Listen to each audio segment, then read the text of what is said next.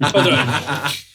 Bienvenidos una semana más a En Medio del Ruido, vuestro podcast. Yo soy Denis Suárez, vuestro host. Sabéis que somos un podcast en partnership con Protestante Digital, con Areópago Protestante, Alianza Evangélica, etc. Y hoy nos espera una tertulia. Vamos a analizar un poco las noticias de la actualidad de Protestante Digital, nuestro partner. Y bueno, pues tengo a mi derecha a un viejo conocido del podcast. El carnudo con lentes. El carnudo con lentes. Había pensado en hacer una sección que se llamara El carnudo con lentes. Leyendo comentarios What the Bless. Ok. Porque claro, no puedes decir la F en Claro. pero What the Bless, ¿sabes? Porque tendríamos para... Pero, What the Fate podría ser. What the Fate. Quedo pendiente para tu tercera visita. Ya conocéis a Chic, productor, bautista y bueno, otras virtudes. Y bueno, a mi izquierda está Alan, él es un pastor aquí en Vitoria, ¿verdad? Aunque tú eres de Xàtiva. Natural de Xàtiva, valenciano. Ahí está. Ahí estamos. De pura cepa. De pura ¿no? cepa. De la terreta. Muy bien, pues bienvenidos, chicos. Muchas gracias. por estar aquí conmigo en el día de hoy. Un placer. Bien hallado. Y muy bienvenidos. Y bueno, antes de comenzar, porque a ti ya te conocemos un poco del anterior episodio, sí que me gustaría saber, Alan, un poco a qué te estás dedicando, cómo has llegado al punto en el que estás a nivel, no sé si decir profesional o ministerial, ¿no? Ministerial, sí. Cuéntanos, porque me parece muy interesante que eres una persona muy joven y ya estás llevando una iglesia. Sí, pues bueno, la historia es muy larga, vamos a hacerla corta porque si no nos comemos, no sé cuánto tiempo tenemos claro, aquí. Infinito. ¿Infinito? Ah, bueno, pues entonces coged palomitas. No, nosotros, Julie, cuando digo nosotros hablo de Julie y de mí. Julie es mi mujer y nos conocimos hace 2025, hace 14 años. Uh-huh. Y ahí, pues hablando, conociéndonos, vimos también que teníamos intereses, no sabíamos bien hacia dónde, pero entendimos que el Señor nos estaba indicando no sé si un camino, o al menos estaba despertando en nosotros un sentimiento así que nos decía, dedicaos a mí. Uh-huh. Dedicaos a mí al 100%, pero claro, ¿cómo lo hacemos? No teníamos ni estudios. Claro. Julie llegó aquí, y Julie es de Francia, llegó aquí sin graduado ni nada, ¿no? Entonces, O sea que la salvación también es para los franceses. pues mira, ahí vemos que sí, ¿eh? Pensábamos que no, pero mira, La gracia del Señor es... nos pasó un poco ahí como a Pedro, ¿no? Que tuvo que ver que sí, que efectivamente los gentiles también iban a recibir. Necesitamos la lección esa, sí. Y nada, y dijimos, bueno, pues adelante, ¿cómo lo hacemos? Empezamos por casarnos, empezar la vida juntos y tal. Y hasta que llegó el momento que pudimos ir a formarnos a la facultad. Tuvimos que pasar antes pues, por más exámenes y cosas, porque si ella no tenía graduado, yo lo tenía, pero no tenía ni bachillerato tampoco, entonces tuvimos que hacer todas esas gestiones. Uh-huh. Y entre medias se nos ocurrió abrir un negocio familiar, un restaurante en Valencia, uh-huh, pensando que eso era fácil y que nos ayudaría mucho, y casi nos quedamos por el camino, ¿no? Entonces en un momento tuvimos que cortar ya. Con este negocio familiar, se cerró hace un par de años y bueno, para no liar las fechas, fue en 2019 cuando nos fuimos a la Facultad de Teología de la UEB, que está en Alcobendas. Uh-huh. Ahí nos formamos en Teología y al final del grado, el último curso, nos dieron la posibilidad de hacer prácticas en una iglesia aquí en Vitoria, una iglesia bautista, y bueno, llegó el momento que surgió el amor. Igual que surgió el amor con el matrimonio, surgió el amor con la iglesia, un amor que hasta hoy perdura. Uh-huh. Esperemos que sea para mucho tiempo. Y así es, resumidamente, esa es nuestra historia. Qué bueno. Aparte, pues en esta aventura ha estado Julia también, nuestra hija, desde 2019, ella nació en 2019, uh-huh, nos ha acompañado en todo este proceso de llegar a la facultad, de estudiar, llegar a la iglesia y uh-huh, se ha empapado de todo. Y ahora John, nuestro nuevo miembro de la familia, que llegó en julio, el 17 de julio. Uh-huh. Lo he dicho bien, ¿no? Sí, julio, el 17 de julio. Pues bueno, nos acompaña en esta nueva etapa como pastores de La Iglesia Misión Evangélica Nueva Vida de Vitoria. Que además fue 17 de julio porque estabas recién parido y vino a tocar Michel Camilo, te había sacado entradas. Sí, oye. Y tuve que ir tu mamá con la mía porque no podía ir. Sí, se fueron ellas a ver a Michel Camilo. Wow. Sí, Cumplió mi sueño, mira. Eso no se perdona. Eso será un lastre en la vida de John, ¿no? No, y aparte ha sido de muchísima bendición tanto él como Julia en la iglesia, me consta porque yo asisto a esta iglesia y son una pareja encomiable. Y yo prácticamente asisto también porque Sí, ya es miembro del grupo de alabanza. Ya. Me vuelo que este domingo tendré que tocar, seguro. Yo no estoy, así que... Y yo tampoco. Ah, no estás. Es mi cumpleaños, claro. tío. Claro, es verdad. Entonces yo tampoco estoy. No, tú tampoco estás. Ah, ok, bueno, pues... Porque se iba a decir... Te vas de cumpleaños el domingo. Bueno, no deja de ser un ministerio. Claro. Sí. El misterio de cumpleaños. Cosas más raras se han visto. Tío, y ¿cómo para mí la pregunta es, ¿cómo gestionas, siendo una persona joven, el llevar el liderazgo total de una iglesia? ¿Y cómo crees que gestiona una iglesia ser pastoreada por una persona joven a la vez, ¿no? Es una pregunta muy buena. No es fácil, no es fácil obviamente porque siendo realistas y lógicos, la gente adulta de la edad de mi padre pues me va a ver como un hijo, ¿no? Como ve a su hijo, ¿no? Claro. Entonces en el trato eso sí o sí se va y creo que hay que hacerlo natural, o sea, tomarlo de forma natural y no tratar de imponer una especie de autoridad, por mucho que sea el pastor, que no toca porque no es natural. No sé si me estoy explicando. Sí. Sin embargo, sí que es verdad que tenemos en cuenta pues, las palabras de Pablo a Timoteo, por ejemplo. Nadie tenga un poco tu juventud.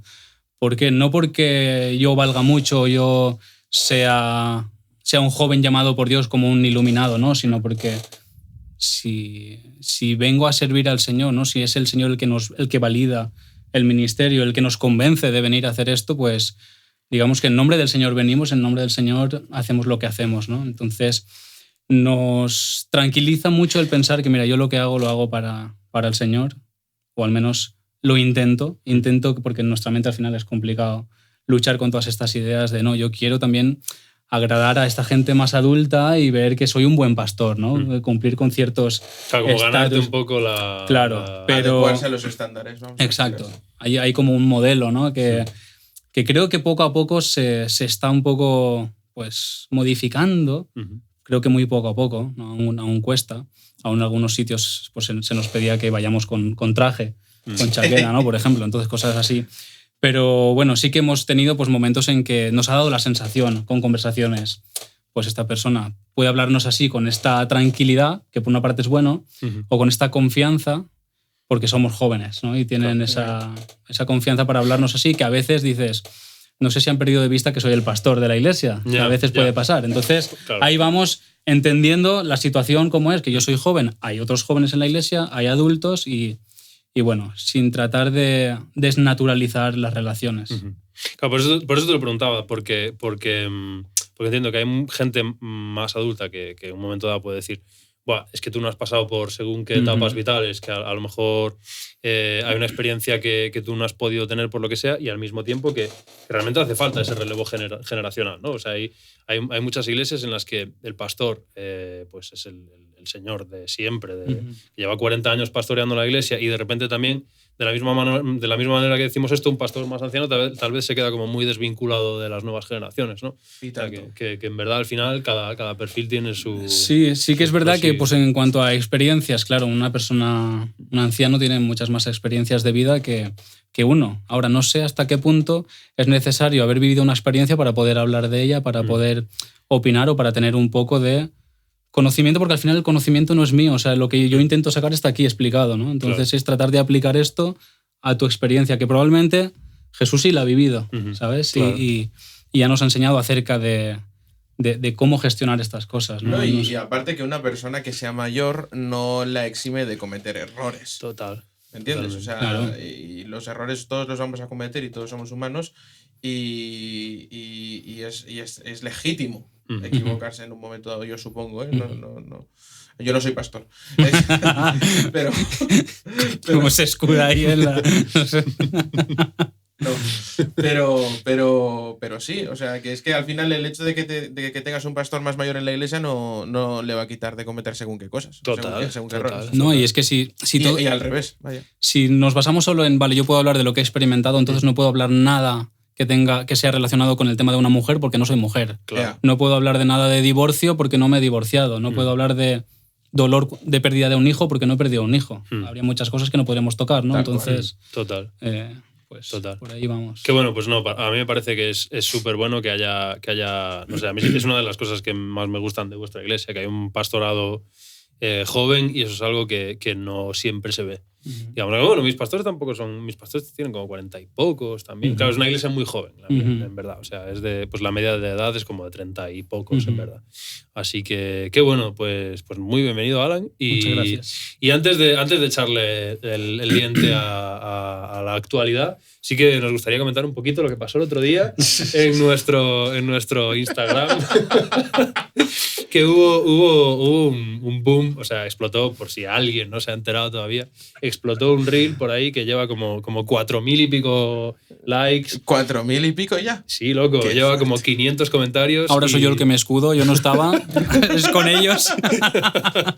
y fue un rollo, o sea, estábamos hablando de que deberíamos escuchar música no cristiana en entornos cristianos. Sí. Y la gente se ofendió mucho. A mí me sorprende que se ofendieran mucho por esto en concreto y no por otras cosas que dijimos en otros no clips. fue lo más grave que dijimos. Ni de broma. Y de hecho yo creo que, como veníamos comentando, que el podcast con Asun de la semana pasada hay mucha más polémica que en ese tweet. Y tanto. Y yo te preguntaría, Sí. ¿hay algo de ese reel que tú quieras matizar? No. ¿Verdad que no? Yo quiero matizar una cosa, tío. Sí, habla. Yo quiero matizar una cosa, porque decíamos, una persona cristiana debería escuchar música no cristiana. Sí. Pero había mucha gente que me decía, es que yo soy músico cristiano. Entonces, para mí la movida, si eres músico cristiano, todavía más. ¡Claro! Todavía más, porque por más que efectivamente hay música que no es constructiva, que es como, ¿cómo te diría? Como que no edifica, igualmente hay recursos que tú puedes sacar de ahí. Es decir, yo soy rapero y muchas de mis estructuras las he aprendido de Sharif, de KCO, de Rapsus. Y Sharif, por poner el ejemplo, es un pibe que habla de sexo y de porros y de que no le gusta a Dios. Yeah. Pero yo puedo escuchar eso y decir, ok, esta estructura métrica me gusta, esta estructura de la rima me gusta, ¿sabes? Y la puedo utilizar para después mi música, que sí que es. Yo estoy esperando que inventen los Coltrane Chains cristianos para poderlos tocar en la iglesia. En realidad sí que los han inventado, pero ni tú ni yo los queremos tocar. No sé, hermano. Porque es el 1-4 ese que hace. No. O sea, y como si la música cristiana que escuchamos hoy en día no fuera una copia mala en su mayoría de Coldplay. ¿Sabes? Y de YouTube exacto. y ya está Entonces, ahí. no sé. Gente, tío. Bueno, dicho esto, queda aclarado y queda reafirmado lo que habíamos dicho. Súper reafirmado. Por mi Súper parte. reafirmado. Vamos a entrar al hueso, ¿ok? ¿Os parece bien? Vamos. ¿Cómo estáis? ¿Estáis relajados? ¿Estáis...? Sí, estáis- David, A te voy a gusto, a pedir gusto, a té gusto. para hidratar un poco. ¿Quieres té? ¿Me invitas? Tenemos que compartir vaso de chosnas, además. O sea, es una categoría de vasos. O sea, en todos los hogares de jóvenes vascos hay yo me acuerdo en el piso en el que vive mi amiga Ainhoa, bueno, el que vivía, no sé. Entiendo que en este también habrá, pero lo que pasa es que en el piso anterior había como muchos vascos. Ajá. Y prácticamente todo la vajilla eran vasos y platos de chosnas. Entonces, Allí los tenemos. Yo tengo un par y son todos del festival de Nits del Jazz de Pedralbes, ¿sabes? Y movidas, Sí. festivales de jazz. Whatever. Pues vamos a darle vasos de plástico al margen. Y vamos con la primera noticia, si os parece bien. El Eurostat ha calificado ha estudiado cómo de satisfechos están los europeos con su vida. O sea, el grado de satisfacción promedio que tienen los europeos con su vida. Entonces, si no os habéis leído la noticia, yo qué sé, así a bote pronto, ¿qué nota diríais del 0 al 10 que hemos sacado como satisfacción? me encanta que has dicho como si no os habéis leído, o sea, si no os habéis leído la noticia sabiendo que el único que no se la sabe soy yo. Pero eres músico de jazz y sabrás improvisar. Sabes improvisar. Eso es. Yo voy a poner. Porque, claro, ¿esto es según países o cómo es la vaina? Average. O sea, luego vamos un poco a países, ok. pero. Yo voy a decir un 3. Un 3. Sí. Ok. Pues nada más lejos de la realidad. Un 7,3. Ole. Sí. O sea, la gente está bastante satisfecha con su vida. Y había un par de datos curiosos. Primero, que los países más felices no guardan como una relación geográfica, digamos. O sea, los que están como en el top ranking son Finlandia, Bélgica, Austria, Rumanía y Eslovenia. O sea, no hay como un criterio... Sí. Además es curioso porque, según tenía entendido, Finlandia es uno de los países en los que más suicidios hay. Exacto. Y dices, y al mismo tiempo no tiene los dos extremos, tal vez. Tan contentos. Sí. Bueno. Exacto. Es como... Lo que sí que decía el artículo de Protestante Digital, nuestro partner, es que en países como Finlandia lo que hay es mucha reticencia a hablar de cosas que no... O sea, como ¿cómo te diría? De quejarse por quejarse. ¿Sabes? Es que no puede ser. No puede ser, David. No puede ser, hombre. Estoy fuerísimo ahora mismo. Ok, cosas de bautistas. Sí. Sobre todo de Bautista, vas a ver. Si saca un clip de aquí, vas a ver tú. Estoy fuerísimo, tío. No, básicamente no. Ok. Cosas de Pero lo peor es que, claro, yo no me río si este no se ríe. Ya, pero yo estoy intentando aguantar, pero la tensión del momento. Tío. No, básicamente, claro, yo he dicho están contentos y lo que va a decir es que están contentos con los... Porque como se suicidan en... Claro, entonces... Claro. Bueno, ya editaré esto. Sí, va a haber que cortar. Pues eso, hay como una reticencia por parte de, pues eso, países como Finlandia a quejarse como de cosas nimias. Entonces, claro, si empiezas a considerar que todo lo que te pasa es nimio, pues entonces no te vas a quejar y como los resultados que vas a dar pues probablemente sean más altos, ¿no? Entiendo. O sea, no me parece ilógico, pero por otro lado, no sé.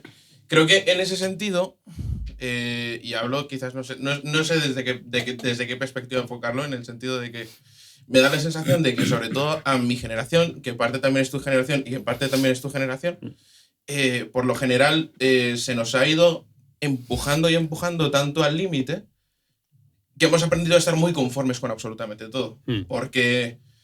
¿Cuáles han sido los países que has dicho? Finlandia, Bélgica, Austria, Rumanía... Sí, Rumanía. Bulgaria, de hecho, es de las que peores ha estado, por ejemplo, creo, ¿no? Sí, eso es. O sea, Rumanía y Eslovenia. O sea, estamos hablando de que son países en los que, igual que en España, exactamente igual que en España, por mucho de que tengan a veces otras condiciones de vida en cuanto a la sanidad y en cuanto pues, a otra serie de cuestiones de infraestructura, siguen siendo países en los que la vida es muy cara. ¿Me entiendes? Y siguen siendo países en los que cada vez se recortan mucho más los derechos laborales, siguen siendo países en los que cada vez el autoritarismo, ya sea de una manera sutil o de una manera tajante, está en auge. ¿Me entiendes? Entonces, creo que mi lectura en ese sentido es que nos han enseñado a estar muy contentos. Puede ser. Además bueno, no sé si Sí, nos han enseñado a estar contentos y por eso sí, la nota puede ser alta, ¿no? También es verdad que cuando escuchas a gente que viene de otros países y países a lo mejor no tan desarrollados como se dice, ¿no? O países en los que ahora mismo están sufriendo mucho, llegan aquí, te dicen, es que tú no sabes lo tranquilo que vives. Claro. Es que tú no sabes lo bien que estás, tú no eres consciente de tal. Entonces, si comparamos nuestra realidad con la de la mayoría tal vez de países del mundo, pues seguramente sí que merezcamos un 7. No sé yo cómo lo veis vosotros. También según con qué, o sea, qué es lo que estemos analizando o qué es lo que definimos por una satisfacción de vida, ¿no? Una vida satisfactoria. Claro. Yo creo que es el balance entre las expectativas y los logros. ¿Pero qué mide el estudio en ese aspecto? O sea, ¿con satisfacción a qué se refiere? Tipo, así, o sea, tal y como yo lo interpreto, es como de ok, estás con el entorno en el que te toca jugar tus cartas, digamos. Por ejemplo, hay un par de datos que me parecen curiosos, que es que la gente con hijos por lo general saca mejor puntuación en este medidor. Entonces, por eso digo que para mí es un poco como que, bueno, tú eres el único que tiene hijos, has suspirado. No, sí. A ver, es que los hijos, a ver, que los hijos me den satisfacción no significa que la vida aquí sea más satisfactoria. Claro. Es más satisfactoria porque tengo hijos, ¿no? Y a mí me traen una alegría, una felicidad que ninguna otra cosa a lo mejor me la aporta, ¿no? Pero si yo ahora salgo de mi casa, de mi familia y me enfrento a la realidad que hay aquí, la realidad social, pues no es tan satisfactorio. Claro. Cuando yo veo que a lo mejor mis hijos no van a tener tantas posibilidades como han tenido mis abuelos o mis padres, por ejemplo. Nosotros ya no las vamos a tener, las oportunidades que han tenido tal vez nuestros antepasados, ¿no? Pero a nuestros hijos igual les va peor. Sabemos que el tema de la inflación es algo que no va a parar, ¿no? Si ya partimos con 0 recursos o con pocos recursos, ¿qué les va a pasar a ellos? ¿A qué punto vamos a llegar? Entonces, sí, satisfacción por desarrollarme o desarrollar mi familia, pues guay. Pero después, cuando te enfrentas a la vida y dices, o te comparas con otros, ¿no? Y que al final creo que compararse es inevitable, ¿no? Y te duele cuando tú no puedes a tu hijo o a tu hija darle según qué cosas y ves que a otros sí. Entonces, claro, por eso digo, satisfacción de ¿qué es una vida satisfactoria? Claro, ¿no? yo creo que lo que ellos tienen en cuenta es cómo la gente puntúa su estado. Su realidad. Claro, no tanto a nivel social. Claro, no es lo mismo la satisfacción que el éxito. O sea, lo que el estudio mide no es el éxito de la gente en Europa, sino la satisfacción con la vida que tiene, ¿sabes? Ya. Entonces eso, claro. En ese punto deja de ser, entre comillas, subjetivo, en el sentido de nadie puede decirte a ti cómo de satisfecho estás con tu vida, ¿sabes? Claro. Por eso había otro dato que era que los jóvenes de 16 a 29 años estaban más satisfechos que los ancianos. Es que no me cuadra. Ya. A mí es que no me cuadra. Ya. No me cuadra, no es lo que veo yo en la calle. Por eso yo creo que tiene que ver con las expectativas o sea, la distancia entre las expectativas y lo que tienes. Entonces, ¿qué expectativas tenemos? La movida es que yo creo que pocas. Como la gente tiene pocas expectativas, no hay frustración. Entonces. No hay frustración. Esa es mi lectura. Ya. Yo creo. Joder, ¿Estamos resignados, entonces? Parece que sí, tío. Es un poco lo que yo veo, ¿no? O sea, no tanto que estemos resignados, me reitero. O sea, yo personalmente me reitero. Nos han enseñado a ser bastante mediocres en cuanto a lo que aspiramos. Y con esto no me quiero referir ni mucho menos a hacer alusión a este tipo de discursos que cada vez abundan más en redes sociales, que tienen que ver con mejora tus condiciones de vida. Levántate a las 5 y haz burpees.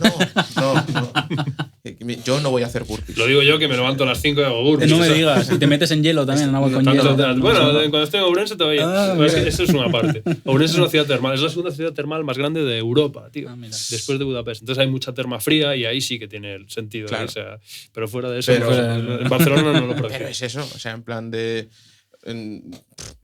Yo considero que las expectativas que tenemos... Mira, lo decía Nairi Simón, me acuerdo hace mucho, ella se vio envuelta en una polémica por estar en un acto del Partido Socialista, porque creo que ella militaba en el Partido Socialista o en Izquierda Unida o en alguna formación de izquierda en concreto. Y leyó un fragmento de su libro, que creo que se llama Arcoiris. No, Iris se apellida ella, pero no me acuerdo cómo se llama el libro. Pero es un libro muy interesante en el que ella, de alguna manera, se dedica a relatar la vida de sus padres y de sus abuelos. Todo esto con una lectura que tiene que ver con pues, las condiciones de vida que tenían ellos y las condiciones de vida que tenemos nosotros hoy en nuestro ámbito, que es tanto laboral como de vivienda, como de absolutamente todo, ¿no? Y decía una cosa que en su momento a mucha gente le ardió muchísimo, que es que nuestros padres y nuestros abuelos vivían mejor que nosotros. O sea, hoy en día ella tiene 30 y un poco más que tú tenía en esa o sea, un poco más que tú ahora tenía ella en ese momento. Y evidentemente decía que ella le decían que estaba siendo madre joven. ¿Y tú tienes cuánto? 33. 33, pues imagínate, hasta a lo mejor tenía 35, 30, ¿sabes? En plan, le estaban diciendo que estaba siendo madre joven. Wow. ¿Y eso en qué años? Hace 2 o 3, o sea, claro. un poco post-pandemia, pero una cosa así, o sea, y es como una cosa de, vamos a ver, que a mí mis padres mi madre me tuvo como con 26 o 27 años. Total, a mí también me decían que me casé muy joven, yo me casé con 27 años. Pues yo me casé joven para lo que es hoy, 23 años, pero mi madre me tuvo con 19. Es que es eso. O sea, era otra... Y podían salir adelante con nosotros. Sí. y lo tenían bastante más fácil para salir adelante y con nosotros. Y tenían para comprarse propiedades en un momento dado. Exacto. ¿Me entiendes? Y tenían para tener su coche, y tenían para pagar su agua, y tenían un trabajo muchísimo más estable. ¿Qué es lo que pasa? Que desde la crisis de 2008 venimos arrastrando una serie de imposiciones que vienen tanto de los bancos como de los políticos, como de las estructuras de poder en general, que al final nos tienen aplastadísimos. Pues curioso que repercuta en más sensación de satisfacción. Claro, loco. O sea, al final es como el mítico PowerPoint de viejo de enviar en el trabajo del elefante que lo ponen con una atadura a un poste y después se la quitas y se queda en la atadura. Eso es lo mismo. Total. Yo personalmente pienso que va por ahí. O sea, no lo percibo como algo positivo el hecho de que estemos estemos más satisfechos, sino como prácticamente todo lo contrario. Sí, la verdad es que es fuerte pensar que hoy la gente se alegra cuando consigue una habitación. Alquilar una habitación. Wow.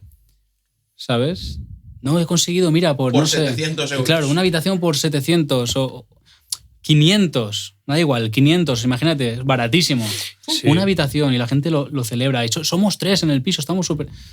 Total. ¿Cómo podemos celebrar eso? Total. Sí, Yo veo que, por ejemplo, en nuestro caso, Miriam y yo, que vivimos average, tenemos un piso de alquiler, tenemos un coche sencillo, sin parafernalias, una moto para ir de A a B, 125, y yo alquilo un local como este. Y la gente mucha gente a veces me dice, tío, es que ojalá. Y es como, wow, es que debería ser o sea, que estamos viendo el alquiler, ¿no? Tío. Lo mínimo. Y en el último edificio antes de que se acabe Barcelona, ¿sabes? O sea, tampoco estamos, no sé, no está... Está la cosa mal. Joder, macho.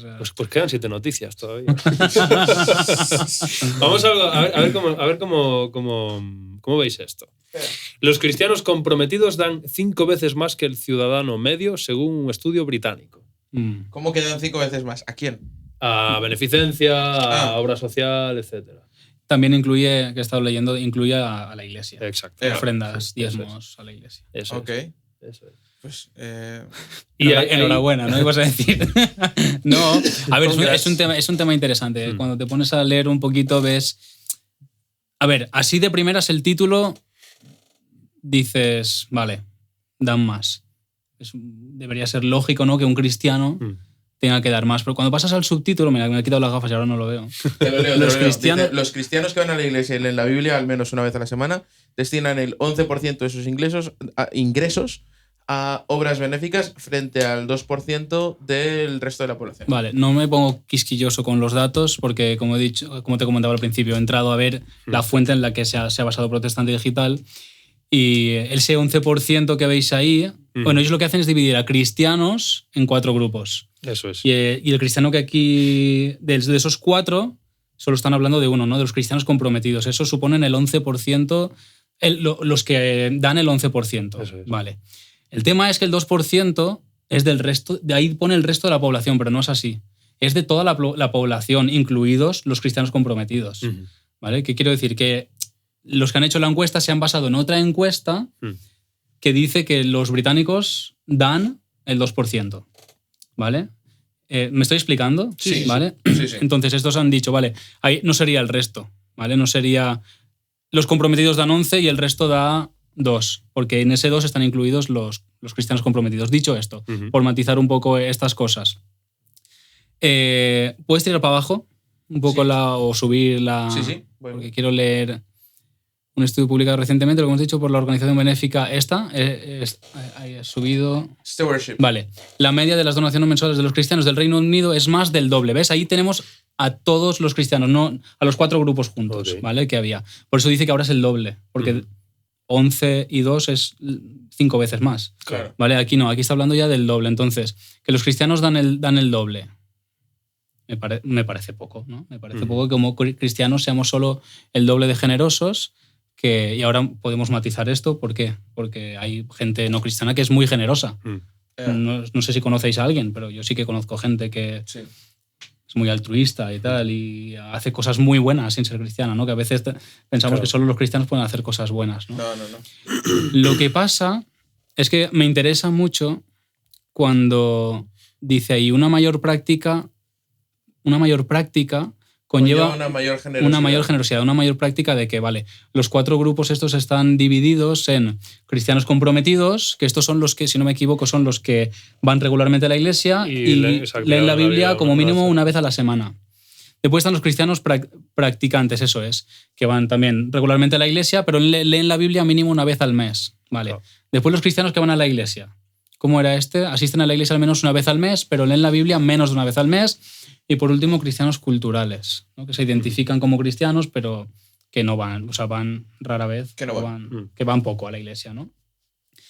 Entonces, cuando dice una mayor práctica conlleva una mayor generosidad, en realidad esa frase es como una cita del estudio en el que se han basado, ¿no? Protestante Digital, que decía, me lo he apuntado y todo, una práctica cristiana más profunda conduce a una mayor generosidad. Claro. Entonces, a ver, no sé si es abrir un melón o es... Vamos a comentar o os hago una pregunta. Sí.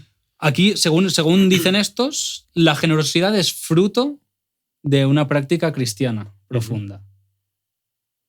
O sea, ¿qué pensáis? Claro, para mí es como una práctica cristiana profunda debería llevarte a mayor generosidad, pero una mayor generosidad no necesariamente implica una práctica cristiana más profunda. Vale. Te hago otra pregunta. ¿La generosidad no es en sí una práctica cristiana? No exclusiva y ni excluyente, pero sí, debería ser. Debería. Sí. Entonces, ¿en qué quedamos? ¿Es una práctica cristiana o es un resultado de la práctica cristiana? Entiendo el punto. Sí. No sé, que hablad un poco, venga, va. A ver qué pensáis vosotros. Yo personalmente pienso que también, o sea, está guay que los cristianos demos más. Eso me parece cuando menos encomiable, en el sentido de que vivimos en una sociedad en la que falta muchísima empatía, en lo que por lo general el individualismo superfluo se sobrepone frente a un humanismo bien entendido, vamos a decirlo así, un humanismo tal y como era entendido, pues en este caso incluso por los reformadores, ¿no? Que no es que pusiera al ser humano como centro de la creación en el sentido de eliminar a Dios de la ecuación, sino que precisamente ponía su foco en el ser humano porque es creación divina, ¿no? Y como parte de ese homenaje o de esa adoración a Dios, pues está también el cuidar de mis hermanos, ¿no?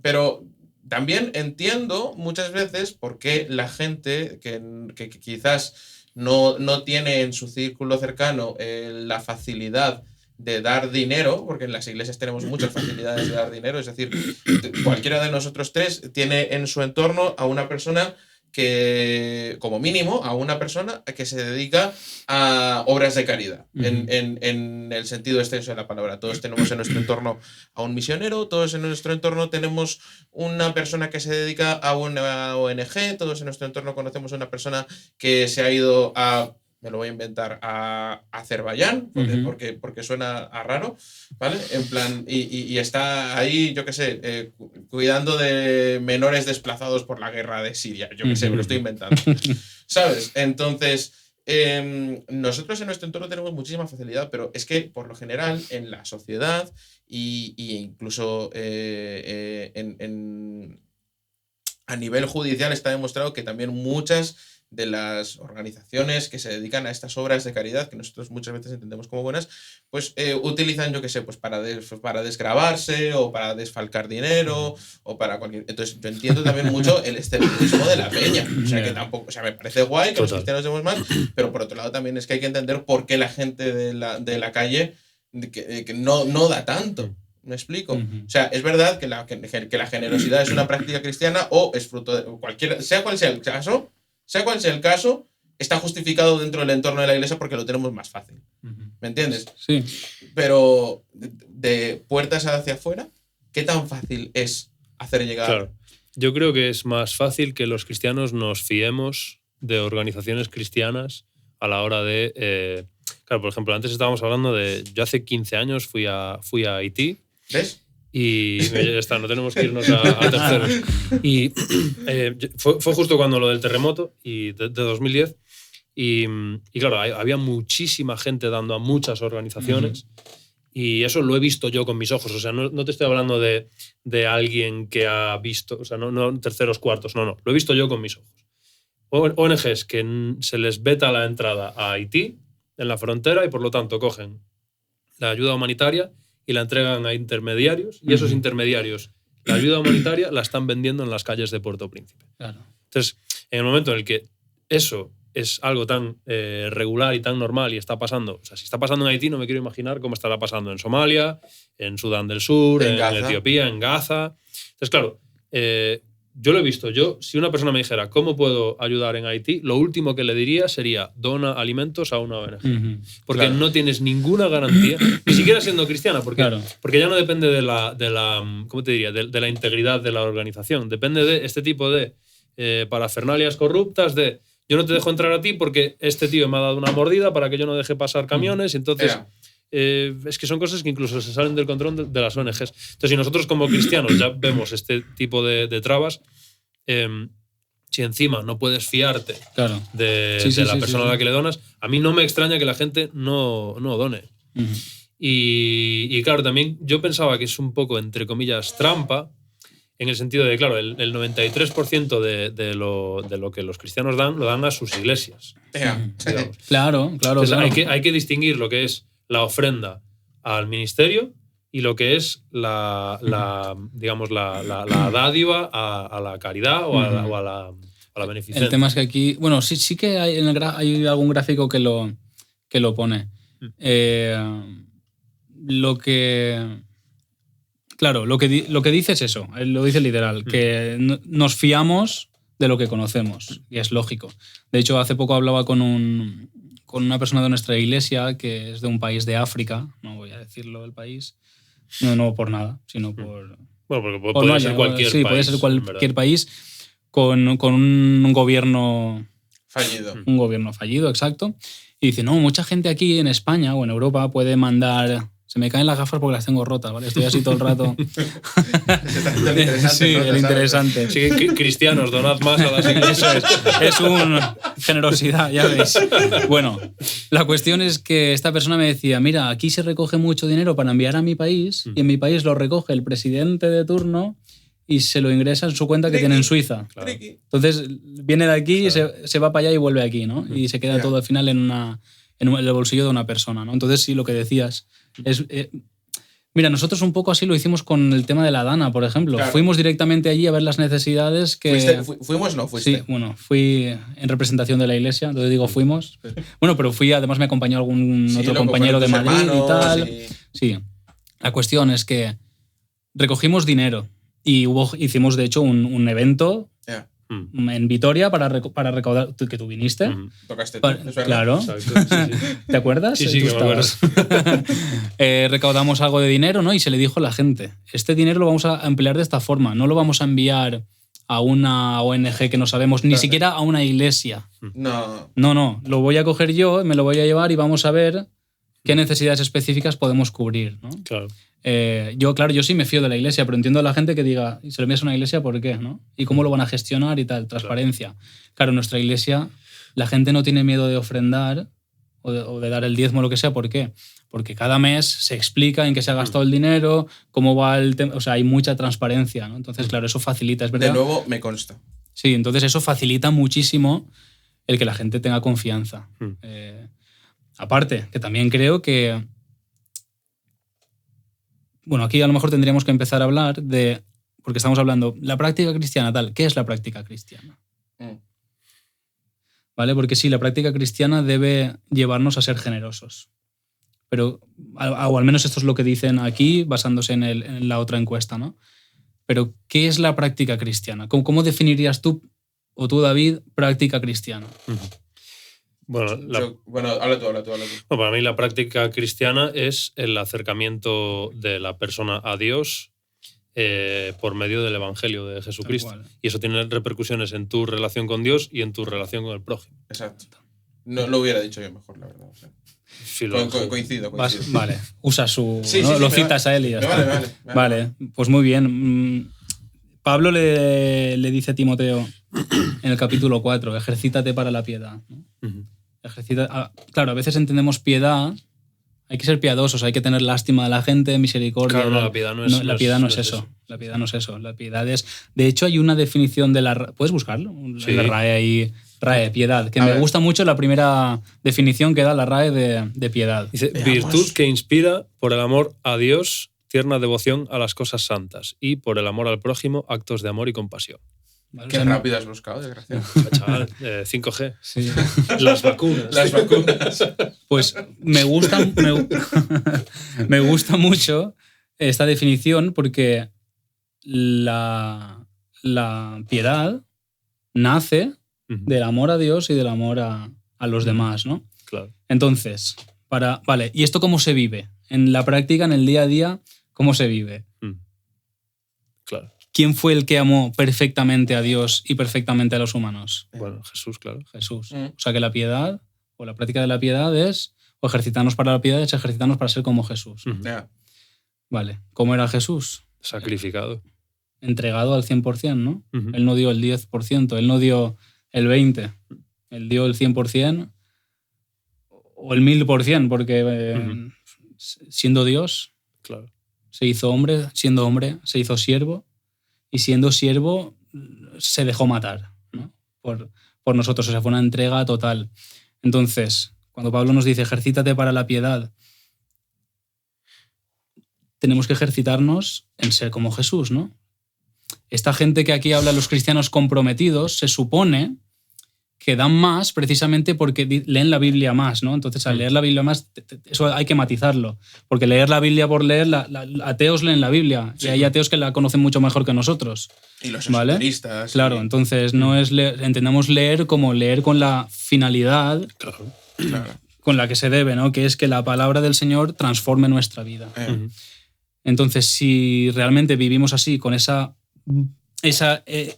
práctica o ese ejercicio de la piedad, pues se supone que sí, que seremos transformados de gloria en gloria, ¿no? Como leímos en Corintios, en Jesús, ¿no? En la imagen de Jesús, en la forma de Jesús, en el carácter de Jesús, ¿no? Hay una definición, creo que es la única definición literal que se me ha quedado de mi paso por la facultad. Yo soy muy malo para memorizar y a mí los exámenes de memorizar y vomitar los sufro mucho, yo necesito entender, ¿no? Pero bueno, aquí era un examen así de memorizar y una definición de discipulado que se me quedó grabada. Es que discipulado es... ¿A qué ahora no me acuerdo? Y quedó mal. No, desarrollar una relación de obediencia a Cristo para toda la vida, a través de la cual Él transforma nuestro carácter para hacerlo semejante al suyo. Cambia nuestros valores por los valores del reino y nos da parte en su misión, comenzando por nuestra familia, siguiendo por nuestra iglesia local y después hasta el fin del mundo, ¿no? Entonces es un compromiso, es un ejercicio. O sea, la generosidad es en sí un resultado de ser más como Jesús, pero al mismo tiempo, claro, aquí entramos en un tema que es tensiones, porque es que a veces nos gusta que la Biblia nos hable o en blanco o en negro, y a veces, muchas veces vemos tensiones constantes, y aquí nos encontramos con la tensión de la obra de Dios en nosotros, porque el que produce la santificación, nuestra transformación, es el Espíritu Santo, ¿no? No somos nosotros. Sin embargo, nosotros tenemos una responsabilidad también, ¿o no? Pues... No. De hecho, se nos insta a ejercitarnos, ¿no? Sí. Pero no era Jesús el que lo hacía, no es el Espíritu Santo. Bueno, pero también. Claro. Entonces tenemos la tensión esa que sí, que Dios produce la transformación, ¿no? Pero así a ti se te pide obediencia. Bueno, pues como obediencia por amor, obviamente. Como el dichoso moto monástico de la Iglesia Católica, en este caso, ora et labora. Ora et labora. Sí, exacto. Bueno, es como, ahora no recuerdo la cita, pero básicamente que no recuerdo quién decía, el deber del sembrador es sembrar y regar. Eso es. Pero no es el que hace... El que produce el fruto. Pero no por no poder producir el fruto tiene que dejar de regar o plantar, ¿no? Exacto. Su labor es hacerlo y dice, y la planta crece sin saber el cómo. Exacto. Sin saber cómo, exacto. Pero nos toca sembrar primero nosotros, que a veces estos pasajes los entendemos para sembrar en los demás, ¿no? El primero que necesitas sembrar es en ti. Como la palabra de Dios produce un fruto sin que tú lo controles. Claro. ¿Y de qué manera el ser generoso tiene repercusiones positivas en tu vida, más allá de... Yo siempre lo diré, lo que yo hice en Haití, lo que yo hice en Dominicana, lo podía hacer literalmente cualquier persona con 2 nociones de música, que es parte de lo que enseñaba, y de ministerio. Pero yo no volví siendo la misma persona. Ajá. Entonces creo que eso también forma parte del dar y también forma parte de la generosidad. O sea, que la generosidad no a un nivel karmático, pero sí que hay algo de retorno, aunque no sea... No, es que hay una ley que está en toda la palabra de Dios, es una ley universal que no podemos olvidar, y esto no es teología de la prosperidad, esto es Biblia, y es que lo que siembras, cosechas. Eso es así. ¿Vale? Lo que pasa que si siembras egoístamente, porque tú puedes ofrendar, dar el diezmo no, dar el 50%, con 2 intenciones. O la que me devuelvan el 100%, Claro. o, Señor, ahí está, por amor. De hecho, en la noticia habla acerca de las intenciones, ¿no? Creo que, no, la intención... Puedes ponerla otra vez, David, perdona, la otra noticia. Más abajo, dice a ver, abajo. La afiliación, los más jóvenes, los que... No, más abajo. A ver. No, estará más arriba entonces ya. Creo que es la intención o algo así, dice. A ver, no sé si lo he apuntado. Sí, la motivación para la En cuanto a la motivación para es. dar, la mayoría de los cristianos comprometidos afirmaron que la gratitud por las bendiciones, casa, finanzas, familia, etcétera, que Dios me ha dado, era la mayor motivación para ellos, mientras que para el resto de los participantes de la encuesta, la razón principal era sentirme parte de algo que puede marcar la diferencia. O sea, para el 34%, hemos leído bien, ¿no? El 34% es la gratitud. Sí. Y el resto, que es el 66%, Sí.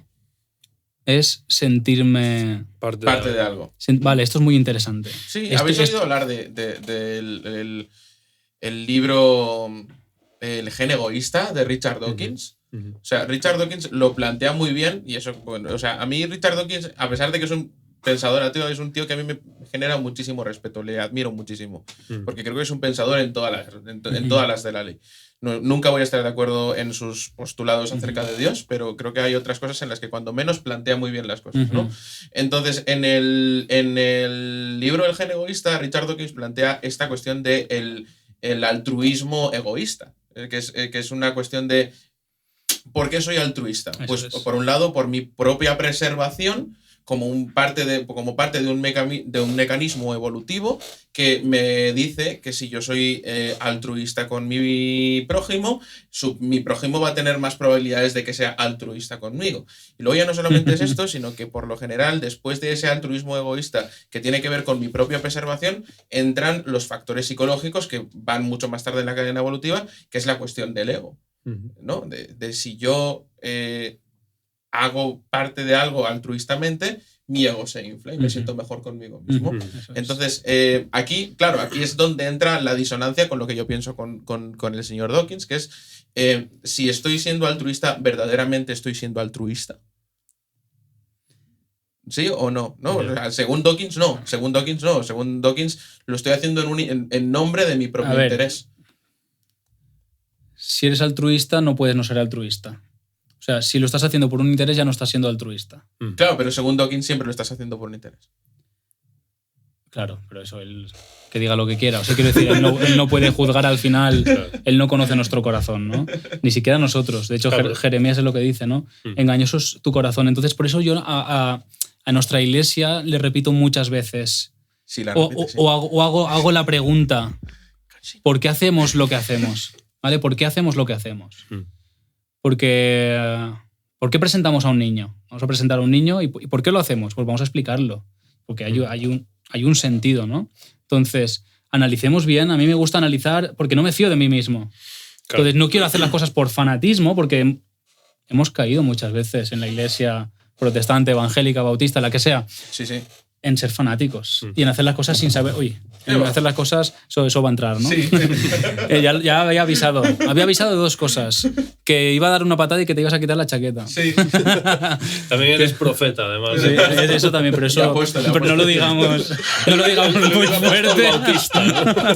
No lo digamos muy fuerte. Sí, pero tienes razón y bueno, a mí me parece que tiene mucho que ver también con lo que decía Marco Aurelio, ¿no? Que no permitas que ninguna de tus acciones no esté sujeta a una causalidad, ¿no? Siempre haya un porqué detrás de lo que hay. Pero yo entiendo el punto de Richard Dawkins y es algo que yo mismo me preguntaba cuando... Tío, llevamos 2 noticias, son 8. O sea, este es el podcast más largo de Da igual, tío, yo por mí encantado. Pero... ¿Y tienes otra cosa que hacer si estás aquí secuestrado? Estoy aquí secuestrado. Estamos, de hecho, en Vitoria. Creo que no lo he dicho antes. Estamos en Vitoria, si no sería mucho más difícil que vinieras. Mira, mi hija hoy tiene planes. Normalmente viernes es tarde, noche de pizza y peli, pero hoy tiene una amiga en casa, así que no le hago falta. Pues yo entiendo el punto de Richard Dawkins y es algo que yo mismo me planteaba cuando me fui de misionero, en plan, ¿por qué estoy aquí? Claro. Y yo creo que es innegable y es inevitable que haya interés mínimo en quiero vivir esto. Incluso cuando nos enamoramos, por supuesto que implica amor hacia la otra persona, pero también es un yo quiero estar aquí, ¿no? O sea, yo quiero experimentar esto, yo quiero vivir esto, ¿no? Entonces, pero a mí eso no me parece egoísmo. O sea, me parece que es un motor, una primera motivación que posiblemente no se trata tanto de tu enriquecimiento, no hablo solo a nivel económico, sino en qué quieres estar viviendo, digamos. O sea, ¿qué es lo dónde quieres que tu cuerpo, tu alma y tu mente estén depositados? En el aquí y en el ahora. Y a mí eso no me parece egoísta. No, bueno, sí, entiendo. No, por ejemplo... Entiendo, o sea, lo entiendo. Claro. Por ejemplo, en la facultad, a los alumnos nos invitan a predicar de vez en cuando, allí mismo en la facultad. Los miércoles es el culto de la facultad y vamos predicando diferentes alumnos cada miércoles. Mi última predicación fue precisamente porque, mira, al final de la carrera me preguntaba ¿por qué he decidido ser pastor? Y creo que era una pregunta necesaria antes de salir ya totalmente a la pastoral, ¿no? ¿Por qué? O sea, ¿esto es genuino? ¿Esto es un llamamiento genuino? ¿O es porque tengo la oportunidad de hacerme un nombre?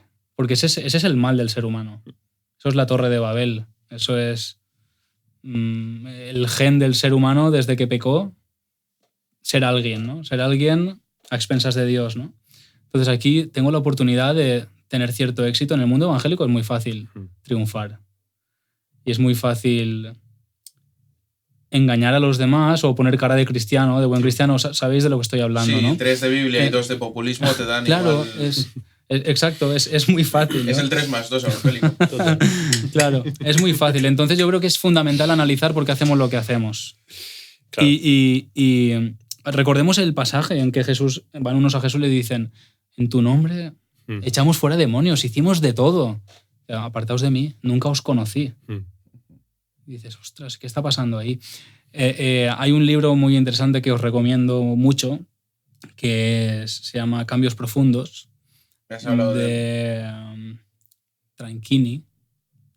Pone Tranchini, nosotros lo llamamos Tranchini, pero él es argentino. Es Nicolás, creo. Tranchini. Te lo verifico. Y él empieza precisamente hablando de esto, ¿no? Y de que en nosotros habitan sí o sí sentimientos mixtos y motivaciones mixtas, sobre todo. Motivaciones mixtas, ¿no? Que nos llevan por un lado a hacer algo... Emilio Nicolás Tranchini. O Tranchini. Nos llevan a... O sea, hay motivaciones que son genuinas, buenas, tal, pero hay motivaciones también de...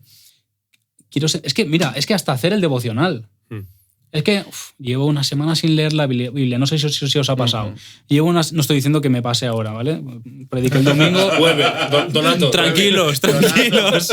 No, prediqué el domingo, así que el domingo tuve que leer Biblia, ¿vale? No. Quiero decir, algo que nos pasa. Llevo una semana sin leer la Biblia, qué malo soy. ¿Y qué pasa? Que cuando llevas toda la semana leyendo la Biblia eres bueno. Mejor, claro. Y te sientes bien. Sí. Qué bueno, estoy haciendo el devocional, qué bien me siento, ¿no? Ay, mi devocional. ¿No ves? Entonces ahí cuando dice que la gente da porque quiere sentirse parte de algo, por una parte está bien y por otra no está bien. Entonces no está bien en el sentido que estamos diciendo de que analiza si realmente lo haces de forma genuina. Sin embargo, realmente formamos parte de algo. Sí, claro. Y realmente... bueno, aquí os hago otra pregunta. ¿Puedo hacer otra pregunta o hay que pasar ya a otra noticia? Sí. O sea, me parece más interesante que hablemos con un pastor y con un pensador. Con un pastor. Con un pensador. Con un intelectual. Sois dos intelectuales y estáis muy metidos en el ámbito. Me parece que podéis hablar más de este tema que de Ucrania. Totalmente, decirlo. totalmente. De Ucrania podemos hablar también, Sí, pero creo que vosotros podéis quiero decir, aportar más con estos temas. Sí. Entonces, la pregunta que yo os hago es, ¿para qué nos ha creado Dios? Ujú. La respuesta de la Miss, como decía mi señor padre, la respuesta de la Miss es para glorificarle a Dios, ¿no? Se supone. Para tener una relación con él y, o sea, nuestro propósito y nuestro motor es el amor, en verdad, ¿no? ¿Eso lo dice la Biblia, lo que acabáis de decir? Sí, ¿no? Estoy pensando, Me encantan esas respuestas. Estoy pensando en Génesis. Bueno, Supongo que sí, ¿no? Porque toda la estoy vida me lo han pensando dicho. en ¿no? Génesis 1, ¿no? Yo no es, o sea, yo te digo que sí, o sea, sí porque, mira, tú me conoces muy bien, o sea, eres el pastor de mi iglesia, eres mi pastor, por lo tanto. Tú sabes que yo ahora sí me van a funar a mí. Yo las citas de la Biblia, me acuerdo del texto, nunca del. Pero a mí también me pasa muchísimo, ¿eh? Sí, a mí me pasa muchísimo y cuando me vea, si me ve David Dixon, me va a crujir. Porque una parte del examen siempre era memorizar números, textos sí. bíblicos y yo era penoso. Claro. Yo me acuerdo, además me acuerdo del texto y de aquella manera, ¿no? Bueno, estoy pensando, porque estaba echando. Realmente sí, porque cuando Dios nos da el primer mandamiento es creced y multiplicaos. No deja de haber. O sea, Vale. realmente, si quieres, lo primero que nos. O sea, el primer motivo o la primera función que Dios nos da como criaturas suyas es crecer y multiplicar. ¿Recuerdas la cita? Es Génesis 1. 27-28, ¿vale? Entonces, ¿cómo puedes resumir Génesis 1, 27, 28? Dice, fructificad, llenad la tierra, sojuzgadla, señoread. Entonces ahí hay una orden, ahí hay podemos decir, una misión encomendada. O sea, tú has sido creado para hacer esto, que es ser señor de la tierra. ¿Y qué significa ser señor de la tierra? No es que tú ahora eres Dios. Es ser mayordomo. Es colaborar con el Señor. O sea, el Señor nos llama colaboradores en la Biblia. Sois colaboradores de Dios, nos dice. ¿Vale? Y ahí, desde el primer momento, nos está invitando. Es una invitación por gracia, pura gracia, no por mérito ni por nada. Es una invitación a ser colaboradores con Él, ¿no? Entonces, desde el primer momento se nos dice que sí, que glorificar, que también lo dice la Biblia, habéis sido creados para glorificar a Dios. ¿Pero qué es glorificar a Dios? ¿Qué significa glorificar? Una palabra que tanto usamos. La hemos explicado en la iglesia. Glorificar es dar a conocer a Dios a través de tu vida. Cuando tú haces algo... A mí, a nivel práctico, glorificar a Dios significa hacer las cosas bien. En todos en todo el concepto de hacer las cosas bien. Claro. Porque hacer las cosas bien no solamente es hacer las cosas como dicen los gringos by the book, sino hacer las cosas de manera excelente y que produzca precisamente eso, crecimiento y multiplicación. Claro, pero tú cuando haces las cosas bien, porque volvemos a lo de antes, puedes hacer cosas bien con una motivación incorrecta. Entonces ahí no estás glorificando al Señor. No. O sea, Jeff Porcaro, que es creación de Dios y es uno de los más grandes bateristas de la tierra, no glorifica a Dios siendo el máquina que ha sido. Sí, a ver, sí, es verdad. Hay una glorificación, por decir, o sea, la gente incluso que no es creyente glorifica al Señor por el mero hecho de existir y de poder amar a sus hijos, ¿vale? Sí. ¿Por qué nunca nos gustan los mismos músicos? ¿No te gusta Jeff Porcaro? No diría que es mi top 10. Tío. Es que antes hemos hablado de Jeff Porcaro y es el que se me ha venido a la cabeza. El otro día hablamos de Ari Hoenig y es tu culpa, ¿sabes? Pero Ari Hoenig tampoco me enamora, tío. A mí tampoco. Joder, macho. ¿Cómo podemos entendernos también musicalmente cuando no coincidimos casi en nada? Okay. Perdón. Sí, no sé por dónde íbamos. Glorificar a Dios, que la gente... Sí, eso es. Claro. Pero hablemos del corazón. Porque al final el Señor está analizando el corazón, está viendo el corazón. La invitación que se nos hace es a circuncidar el corazón, no los actos, no lo externo, no el prepucio. Claro, hay una comparación que es muy visual. En aquel tiempo, ¿cómo expresabas tú que eras hijo de Dios? Eres parte del pueblo por la circuncisión. Si estás circuncidado, no sé cómo lo mostrarían. No sé si lo mostrarían, si habría algún momento en el que se muestre eso, ¿sabes? Habría que decirlo, pero bueno, esa era la marca, ¿no? Hoy ¿cuál es la marca del Hijo de Dios? Podemos decir el bautismo, tal vez, ¿no? El bautismo es un ejercicio visual que dice, este es Hijo de Dios y forma parte del pueblo de Dios, vale. Pero el Señor está diciendo, bautízate, sí, haz lo que te dé la gana. Pero si tu corazón no está bautizado, si todo lo que hagas no viene del corazón, entonces hay algo que no está bien. Y realmente no me estás glorificando, ¿vale? No me estás dando a conocer, porque el Señor es puro. Desde sus actos, desde lo profundo de su ser hasta sus actos, ¿no? De hecho, el corazón es el que nos lleva a hacer las cosas Ujú. ¿Me estoy explicando? Sí, sí. Vale. Entonces, a ver si rescatamos un poco lo que estábamos hablando. El Señor nos ha creado para sojuzgar la tierra, para colaborar con Él. Entonces, en la ofrenda, en los diezmos, en la generosidad, no solo entended ofrendas no solo las que van a la iglesia. Yeah. De hecho, ofrendas debería ser, pasa el diezmo, y todo lo que pasa del diezmo deberían ser ofrendas a gente que lo necesita, a tal. ¿Me estoy explicando? Sí, Vale, sí, entonces, sí. diezmo por un lado, lo que damos a la iglesia según entendemos que ahí hay otro melón. Diezmo sí, diezmo no. Diezmo en el Nuevo Testamento, está, no está, tal. No sé si... Otro día porque esto se va a hacer interminable. Me da mucha pereza, ¿verdad? Se va a hacer interminable, ¿vale? Pero es un melón que está abierto, que está muy abierto, de hecho. Sí, sí. Bueno, pero el tema es, con la generosidad, efectivamente, te sientes parte porque realmente eres parte. El Señor te ha hecho una invitación y cuando eres generoso y te das completamente, estás colaborando con Él, estás colaborando con su obra, entonces eres parte del propósito del Señor, eres parte del plan de Dios para bendecir a los demás, para extender su reino, para ayudar, porque a veces pensamos que no, el dinero lo invertimos en la extensión del Evangelio, ya. Pero Jesús iba sanando a todo el mundo, invertía su tiempo y sus esfuerzos en sanar A todo el mundo. a todo el mundo. No a todo el mundo, porque vemos que a veces a uno lo sanaba y a otro no. Sí. ¿Vale? Pero dedicaba mucho tiempo a sanar. Sí, que después les decía, vete y no peques más. Pero no empezaba por ahí. Ni se quedaba solo ahí en no peques más. No, que te apedreen, mujer adúltera, que te apedreen y no peques más. No. Te cuido, te libero del juicio y de la acusación y te animo a que no peques más, te invito a que no peques más, ¿no? Entonces, que a veces vamos ahí con el Evangelio solo y nos olvidamos de las necesidades, o a veces utilizamos las necesidades para meter el Evangelio. Creo que en ese ¿no? sentido, y a pesar de que pueda haber críticas al respecto, depende de según qué sectores, e incluso según qué momento en mi vida yo he sido como muy crítico con esto, pero René Padilla ha hecho un trabajo muy bonito a la hora de conciliar ese tipo de cosas con el tema de la misión integral. No sé, simplemente por hacer una mención. Sí. Sí, es un tema, pero me parece interesante la reflexión de con qué corazón estás haciendo las cosas, ¿no? Yo mismo me lo pregunto muy a menudo y acabo haciendo la misma oración siempre, que es, Señor, lo que no puedas hacer a través de mí, hazlo a pesar de mí.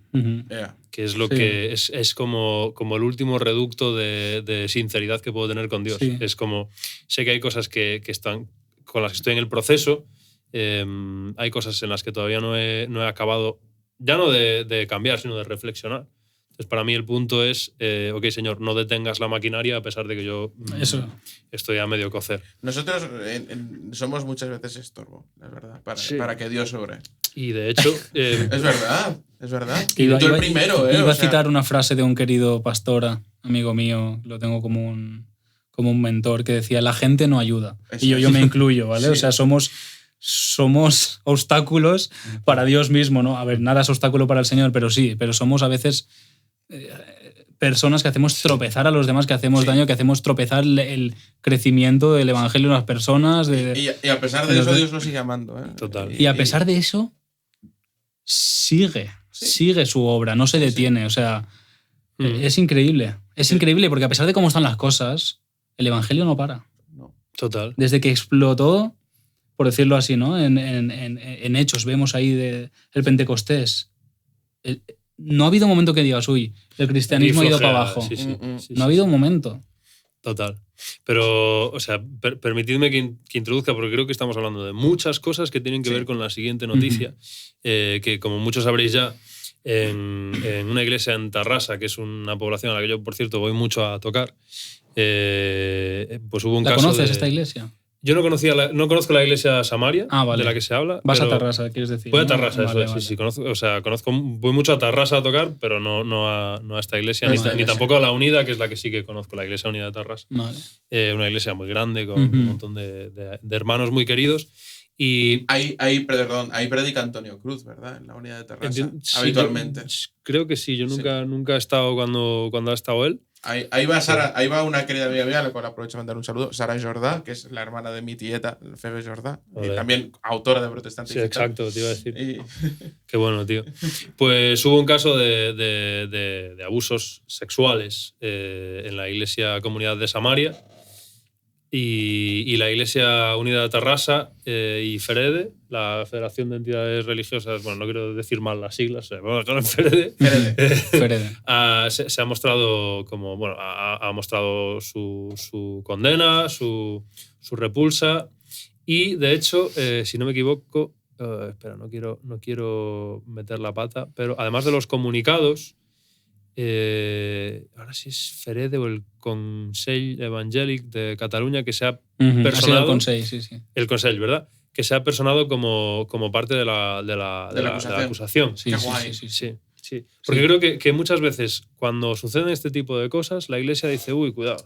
No me relaciono, me involucro al margen. Porque yo, por ejemplo, o sea, nada que ver con esto y algo mucho más light que esto, pero como sabéis, y es algo de lo que algún día hablaré, llevo amenazando como 3 o 4 episodios de que hablaré de mi historia de abuso, pero yo sufrí un caso de abuso. Uh-huh.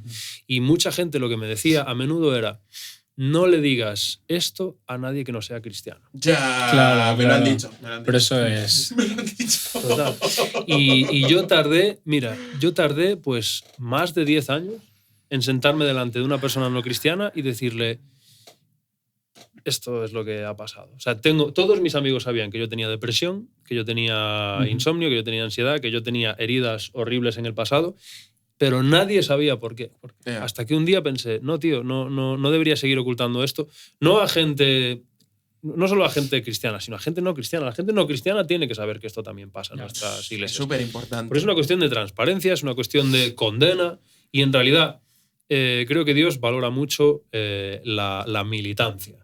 Creo que es lo que hizo que Josué y Caleb entraran en la tierra de Canaán. Porque ellos militaron. Cuando todo el pueblo de Israel dijo, no, esto es imposible, nos van a matar, ellos dijeron, adelante. Dios va con nosotros. Y por esa militancia fue que ellos entraron ahí, ¿no? Entonces yo creo que también es militancia decir, en nuestras iglesias está pasando esto, en nuestras iglesias estamos teniendo esta lacra y estamos haciendo todo lo posible hasta el punto de personarnos como acusación para luchar contra esto que está sucediendo dentro de nuestros templos. Abuso sexual, que es algo de lo que se ha acusado mucho a la Iglesia Católica, pero que también está ocurriendo y que también está presente en nuestros además, cuando escondes, oye, es que es peor. A la larga esto sale a la luz, sí o sí. Y Jesús lo dijo, de hecho. Sí, exacto. Todo va a ser descubierto, todo va a salir a la luz. ¿Qué pasa ahora que se están destapando tantos casos en la Iglesia Católica? Pues que es un caos, ¿no? Ahora mismo es un caos para la Iglesia, ¿no? Entonces ahora es tarde para poner solución. Ahora sí que se mancha más aún la reputación, por decir así, de la Iglesia, porque, oye, no solo ha ocurrido eso, sino que además lo habéis encubierto, lo habéis tal. Entonces, transparencia. Y creo que lo que nos toca es ser los primeros en denunciar el pecado.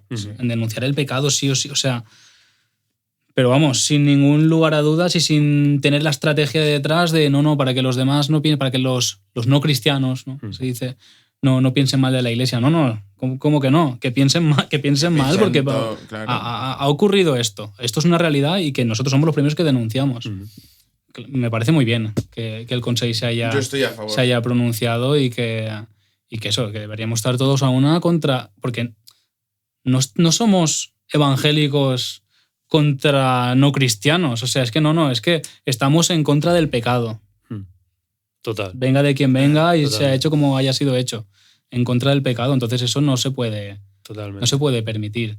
Y más que bueno, que también la víctima o las víctimas, que la verdad no estoy al tanto de si ha sido una víctima. Han sido varias. Es muy triste. Entiendo que ha sido, porque en estos casos por lo general suele haber violencia ejercida de manera múltiple. Y va de años serie, y con adolescentes, es muy... Entonces entiendo que en este caso cuando menos las víctimas se verán respaldadas por la Iglesia. Por la Iglesia. Es que es lo que tiene que ser, exacto. A pesar de que muy probablemente en su comunidad no lo sé, o sea, hablo sin conocer, ¿no? Pero es mucho más fácil que ese silencio sepulcral que acompaña los abusos en según qué comunidades que están conducidas de según qué formas, pues sea bastante más habitual, ¿no? O sea, es decir, que no digo que sea el caso de la comunidad samaritana, ¿no? Pero en casos de abusos sexuales en los que hay una... vamos a decirlo así, conducción de iglesia que deriva más al sectarismo que a un asamblearismo, a nivel de gobierno de iglesia, pues es más fácil que la comunidad se ponga del lado del abusador, y más cuando el abusador ha tenido un cargo de poder dentro de la comunidad, ¿no? Entonces, me parece súper importante que por parte del Consell Evangélic de Cataluña se personen como parte de la acusación para dar un respaldo a las víctimas, que es lo mínimo. Exacto. Para mí es un cambio de paradigma, en verdad. Mira, yo, joder, macho, también de esto ya hablaré en su día, pero yo, al margen de lo que pasó en mi iglesia, yo también sufrí un caso de violencia física de un director de un campamento cristiano. Y yo tenía como 15 años, es algo de lo que tampoco he hablado nunca y de lo que no os preocupéis, que algún día hablaré largo y tendido. Sí. Pero cuando, o sea, nunca jamás lo denuncié, nunca jamás dije nada. Simplemente pues el director del campamento me puso la mano encima. Así. Y nunca lo dije. De hecho, creo que mi padre se estará enterando ahora mismo cuando vea este clip. O sea, el tío, cuando yo tenía 15 años, me agredió. Yo me quedé en shock. No reaccioné y se tapó. Perdona, este tío entiendo que era mayor que tú. Sí, claro, este tío tenía pues 40 y tantos. El director del campamento. O sea, y además, bueno, cualquiera que me conozca sabe de qué campamento hablo, de qué director hablo, y es, bueno, no concretaré mucho más, que es un campamento que pasaba en el norte de España. Y pues en una de estas el director se le cruzaron los cables y me puso la mano encima después de haberme buscado. No solo, como tú dices, es una cosa que pasa año tras año y no fue como un caso aislado de un buen día se le fue la pinza. Esto es una persecución que venía de años hasta que un buen día al tío se le cruzó y me puso la mano encima. Y había tal grado de ocultismo con esta historia que yo me he enterado años después de que este tío va diciendo por ahí que mis padres están muy agradecidos con este señor porque esa paliza fue lo que me hizo a mí reaccionar y entregarme a Jesús. Entonces, y lo va diciendo por ahí cuando os digo que mi padre se estará enterando por este capítulo de que eso sucedió. Y el grado de ocultación es tal que la gente escucha eso y no echa espumarajos por la boca. Porque es como, bueno, si es el director del campamento, pues él sabrá, por algo lo habrán puesto ahí, por algo estará... ¿Os dais cuenta que seguimos siendo Corinto con el caso de inmoralidad sexual? Que Pablo decía, pero es que lo que más me sorprende aún es que no hagáis nada. Exacto. Lo que más me sorprende aún es que vosotros lo estáis permitiendo. Que este se esté acostando con la mujer de su padre. Vamos a ver, entregadlo a él a Satanás y ahí es la disciplina. A fin de que se salve, dice. O sea, no por destruirlo. Sí. Él por ahí, pero vosotros ¿de qué vais? O sea, aún me sorprende más que no... Claro, y... Las dinámicas de poder en cualquier comunidad son muy extrañas. Son muy extrañas y nunca dejan bien paradas a los que están en la base de la pirámide. Siempre a los que están en la punta. Creo que en este sentido la discusión no debe de estar, no debe de quitar el foco a las víctimas, que es lo que necesitan en estos casos. El foco principal tiene que estar bien puestito ahí, en las víctimas, en el sentido de que ellas se tienen que sentir bien, ellas tienen que estar acompañadas, ellas tienen que ser restauradas. Tienen que ser restauradas. Y por otro lado, el foco acusatorio tiene que estar en el victimario, ¿no? No sé si ha sido una persona o varias personas las que han cometido los abusos. Entiendo que ha sido una. Ha sido persona. uno, creo que era uno. Uno, que además entiendo que tendré algún tipo de cargo, claro. ¿verdad? Sí, por supuestísimo. Sí. Hombre, claro. No, pero es que esto es una tónica. O sea, esto... Claro. No he escuchado un caso... Yo no he escuchado... No sé, a lo mejor vosotros conocéis alguno, pero no he escuchado... hablando de iglesias, un caso en que uno cualquiera de la iglesia haya abusado de otra persona. No lo he escuchado. A mí siempre me suena de liderazgo, ¿vale? De alguien que tiene... Y esto es muy curioso. Esta mañana lo comentaba con Julie porque ella además un día le preguntó a una profesora de la facultad, ¿no? Dice, ¿pero cómo puede ser que se estén destapando tantos casos de abusos en la Iglesia Católica? O sea, ¿será porque ellos se abstienen del sexo y entonces tienen esa... pues les sale por ahí? Dice, no, porque también hay muchos casos en que no. Y abusos sexuales hay en todas partes, claro. No solo en la Iglesia Católica, es un pecado del mundo, del ser humano, del mundo entero, ¿no? Entonces, no es la abstinencia o no es tal, es el poder. Claro. El tema es el poder que uno llega a tener, poder que le da a la gente. Sí. Es que me van viniendo temas así, ¿sabes? Y tengo que ir controlando porque el poder, la gente da poder a las personas por el analfabetismo bíblico, no por otra cosa. Sí. Cuando una iglesia no conoce, alguien no tiene conocimiento, pues el que tiene algo más de conocimiento va a dominar sobre los demás. En el reino de los ciegos, ¿no? Exacto. El tuerto siempre. Exacto. Entonces, cuando la iglesia no sabe, es analfabeta bíblicamente, por eso hay que estudiar, hay que leer la Biblia, hay que investigar, es muy importante. Creo que vamos al mismo sitio. Yo lo que iba a decir, por cerrar, Sí, es perdona. que tenemos que huir de las estructuras piramidales en las iglesias. Para que estas cosas, no digo que no se den, sino que se den menos. Ujú. Y cuanto más seamos capaces de erradicar de manera radical y de manera persecutoria incluso este tipo de estructuras piramidales, tendremos una convivencia mucho más sana, tanto entre nosotros mismos como evangélicos, como con la gente de la calle. Y de eso yo creo que no hay nada más protestante en cuanto a la gestión política, y que creo que es algo que los bautistas hacéis muy bien, que es la rendición de cuentas, tío. ¿No? La rendición de cuentas. Es decir, no podemos evitar que haya estructuras de poder, no podemos evitar que sean susceptibles de corromperse, pero sí podemos hacer que periódicamente tengan que enseñar lo que está pasando. Exacto. Y eso es algo que sé que en mi caso personal, en aquel campamento, no había. Que cada vez que este señor pegaba un berrido, la gente decía, bueno, es que tal. Y en este caso, pues sería probablemente 3/4 de lo mismo. Y demos gracias a Dios de que hay esta denuncia y de que hay y de que Dios lo ha sacado a la luz. Y yo lo que sí que me gustaría, si esto llegase a las víctimas, es decir, que no es Dios el que abusa de las personas. Esto es. Que son los falsos representantes de Dios los que hacen daño a sus ovejas. Que en Dios nunca vas a encontrar ni violencia, ni abuso, ni este tipo de dinámicas. Y algo que decía Asun la semana pasada en el podcast, no hay un solo versículo en toda la Biblia que justifique el maltrato y que justifique el abuso. No hay uno. Y mira que hay versículos, o sea, y tú te puedes interpretar, o sea, sacando del contexto, puedes decir casi lo que quieras, pero es muy difícil encontrar un fundamento bíblico para el abuso espiritual. No existe. No lo existe. hay. Entonces, desde aquí, pues nuestro cariño a las víctimas, nuestro apoyo y de verdad que no es una cosa de Dios. Y que lo que esta gente ha hecho con vosotras no os aparte de Dios, porque este tipo de conductas no provienen de Dios. No, Así desde luego que no. Lanzar un poco ese mensaje, ¿no? Me viene, no sé si puedo añadir, Claro. Sí. me viene a la mente este texto de Ezequiel 34, en el que le dice, me vino a mí palabra de Yahvé diciendo, hijo de hombre, profetiza contra los pastores de Israel. Profetiza y di a los pastores, así ha dicho Yahvé el Señor. Hay de los pastores de Israel que se apacientan a sí mismos. No apacientan los pastores a los rebaños. Coméis la grosura y os vestís de la lana, la engordada degolláis, mas no apacentáis a las ovejas. No fortalecéis las débiles, ni curáis a la enferma. No vendasteis a la perniquebrada, ni volvisteis al redil la descarriada, ¿no? Entonces hay una... Sino que os habéis enseñoreado de ellas con dureza y con violencia, ¿no? O sea, es... El que una vez me dijo un pastor, hablando sobre un caso de abuso, ese no es pastor, ese es cazador. Muy bien. Y es que es así. Muy bien. Entonces hay que llamar a las cosas por su nombre, ¿no? Entonces cuando una persona comete abusos de esta forma, a lo mejor me van a juzgar de eres un...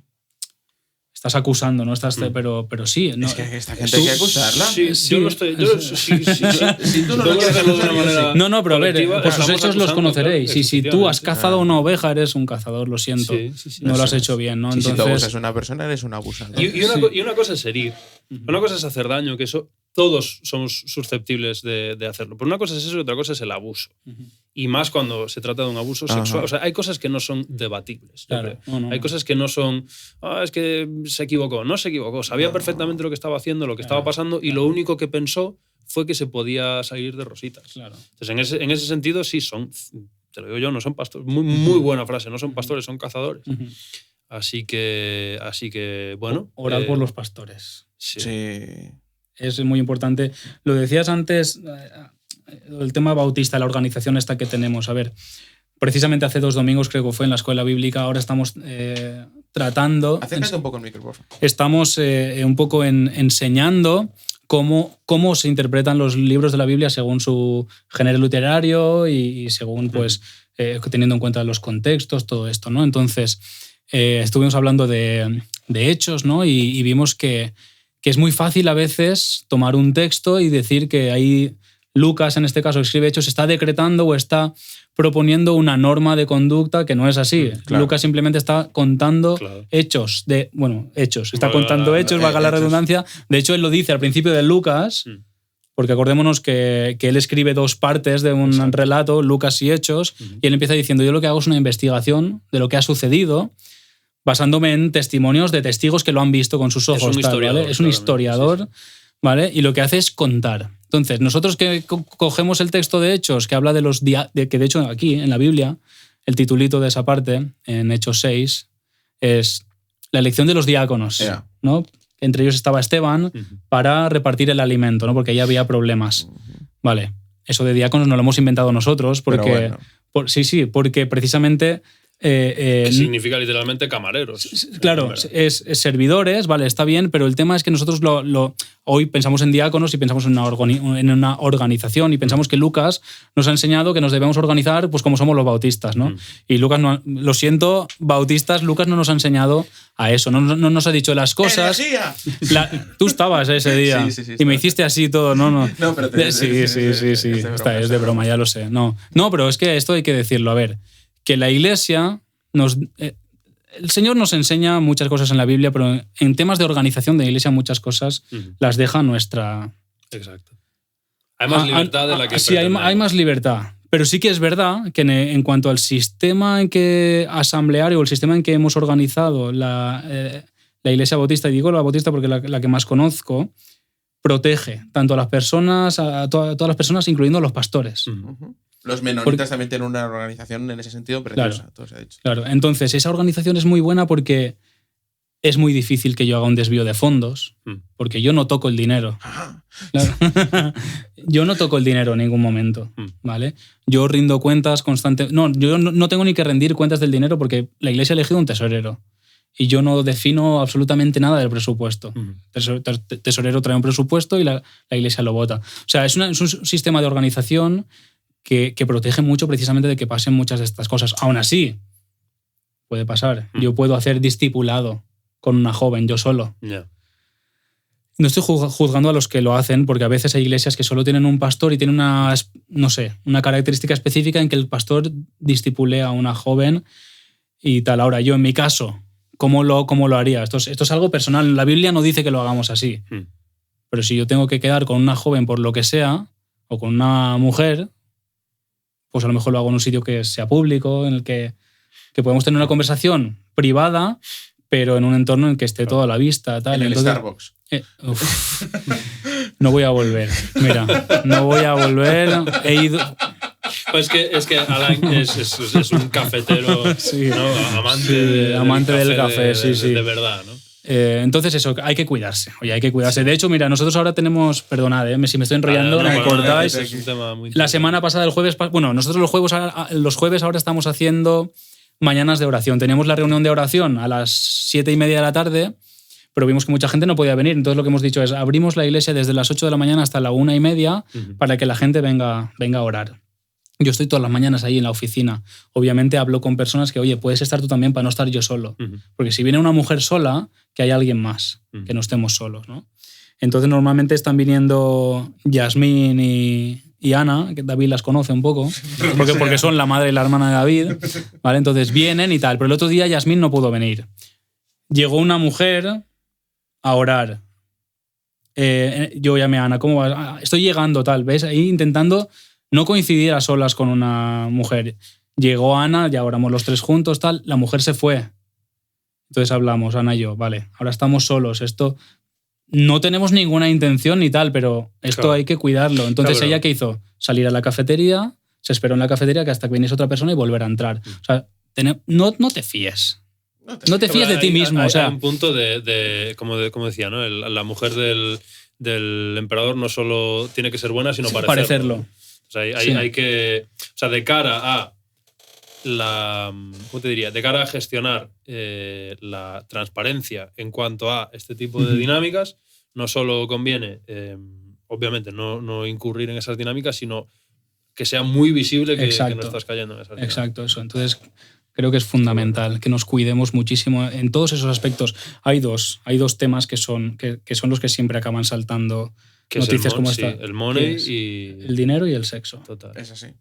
Entonces, de esas dos cosas, pastores, cuidaos, por favor. Total. Cuidémonos. Vámonos a cosas un poquito más, ¿cómo te diría? Como positivas en cuanto a avances que se están haciendo como pueblo evangélico Eso aquí es como en cuando en España. la radio saltaban las noticias buenas. Exacto, sí, las dejas para el final porque igual no tienen tanto...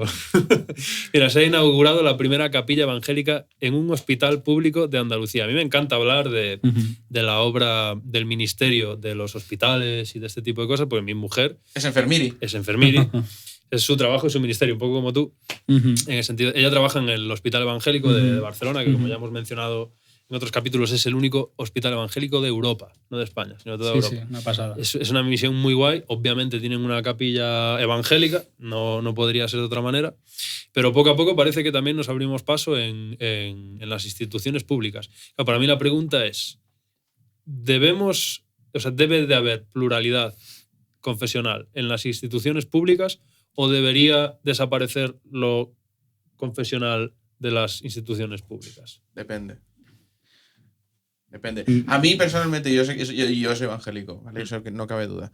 Pero a mí personalmente, me disonaría bastante un presidente rollo Bukele que hace gala de su fe en público, ¿me entiendes? Yo soy mexicano y dentro de los principios de la Constitución mexicana, cosa que no se respeta muchísimo en nuestro país, porque nuestro país es así de raro, pero cuando menos mi mamá me enseñó mucho, porque yo tenía esas curiosidades de crío, todo es poco yo y la Constitución, ¿no?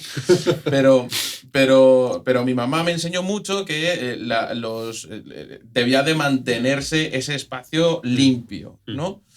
Que una cosa muy distinta es que, yo que sé, que en una entrevista digas, bueno, pues yo soy cristiano, tal, no sé qué. Y otra muy distinta es que, pues que abanderes eso. Porque todo lo que abanderes a nivel político tiene una cosecha. Exacto, corres el riesgo de que lo estés haciendo a nivel, ¿cómo te diría? A nivel votos, ¿no? A nivel electoral, ¿no? A nivel electoral. Que es un poco lo que, a mi modo de ver, está pasando en Estados Unidos. Sí. O sea, Trump, sin ser cristiano, él mismo ha dicho que no es cristiano. Así, ¿Lo ha dicho? Hombre, sí. Yo siempre había leído que el pavo decía que era presbiteriano. En su primer mandato lo dijo, que él no era cristiano. Hombre, ahora jolines, ojalá... O sea, si alguien tiene una fuente distinta, pero yo recuerdo que él dijo que simpatizaba, que no sé qué tal. Lo curioso es que la otra era Kamala Harris, ¿no? Ajá, sí. Era de Iglesia Bautista. ¿Sabes? O sea, era lo curioso. Estados Unidos es un patio, ¿eh? O sea, es un patio de recreo, hermano. No sé si es del todo cierto o si era su padre o tal, pero algo he escuchado así. A ver, también entra un poco del cliché, ¿no? Sí. Persona afroamericana. ¿Habéis visto cómo incluso nos sorprende la idea de que Trump no sea cristiano? Sí. Cuando, o sea... Claro. ¿Cuántas denuncias por acoso sexual tiene ese señor? O sea, tiene una plusmarca, tío. Las tiene todas él, tío. Está haciendo conexión, tío. Es como, ¿sabes? O sea, Es que hoy en día, a ver, cristiano, pero entendamos cristiano, porque estamos hablando de cristianos nominales, ¿no? Por decir así. O sea, es que al final no es el cristianismo comprometido de la primera noticia. Que lee la Biblia más de una vez al mes. Eso, a la semana. No. Sí. Que, a ver... Pero también por parte de los contrarios de este señor también ha interesado mucho pintarle como cristiano. O sea, claro. Es súper fácil. Súper fácil movilizar a cierto sector de la población a decir, no, es que este es cristiano, pues es facha. Claro. Entonces, ya está.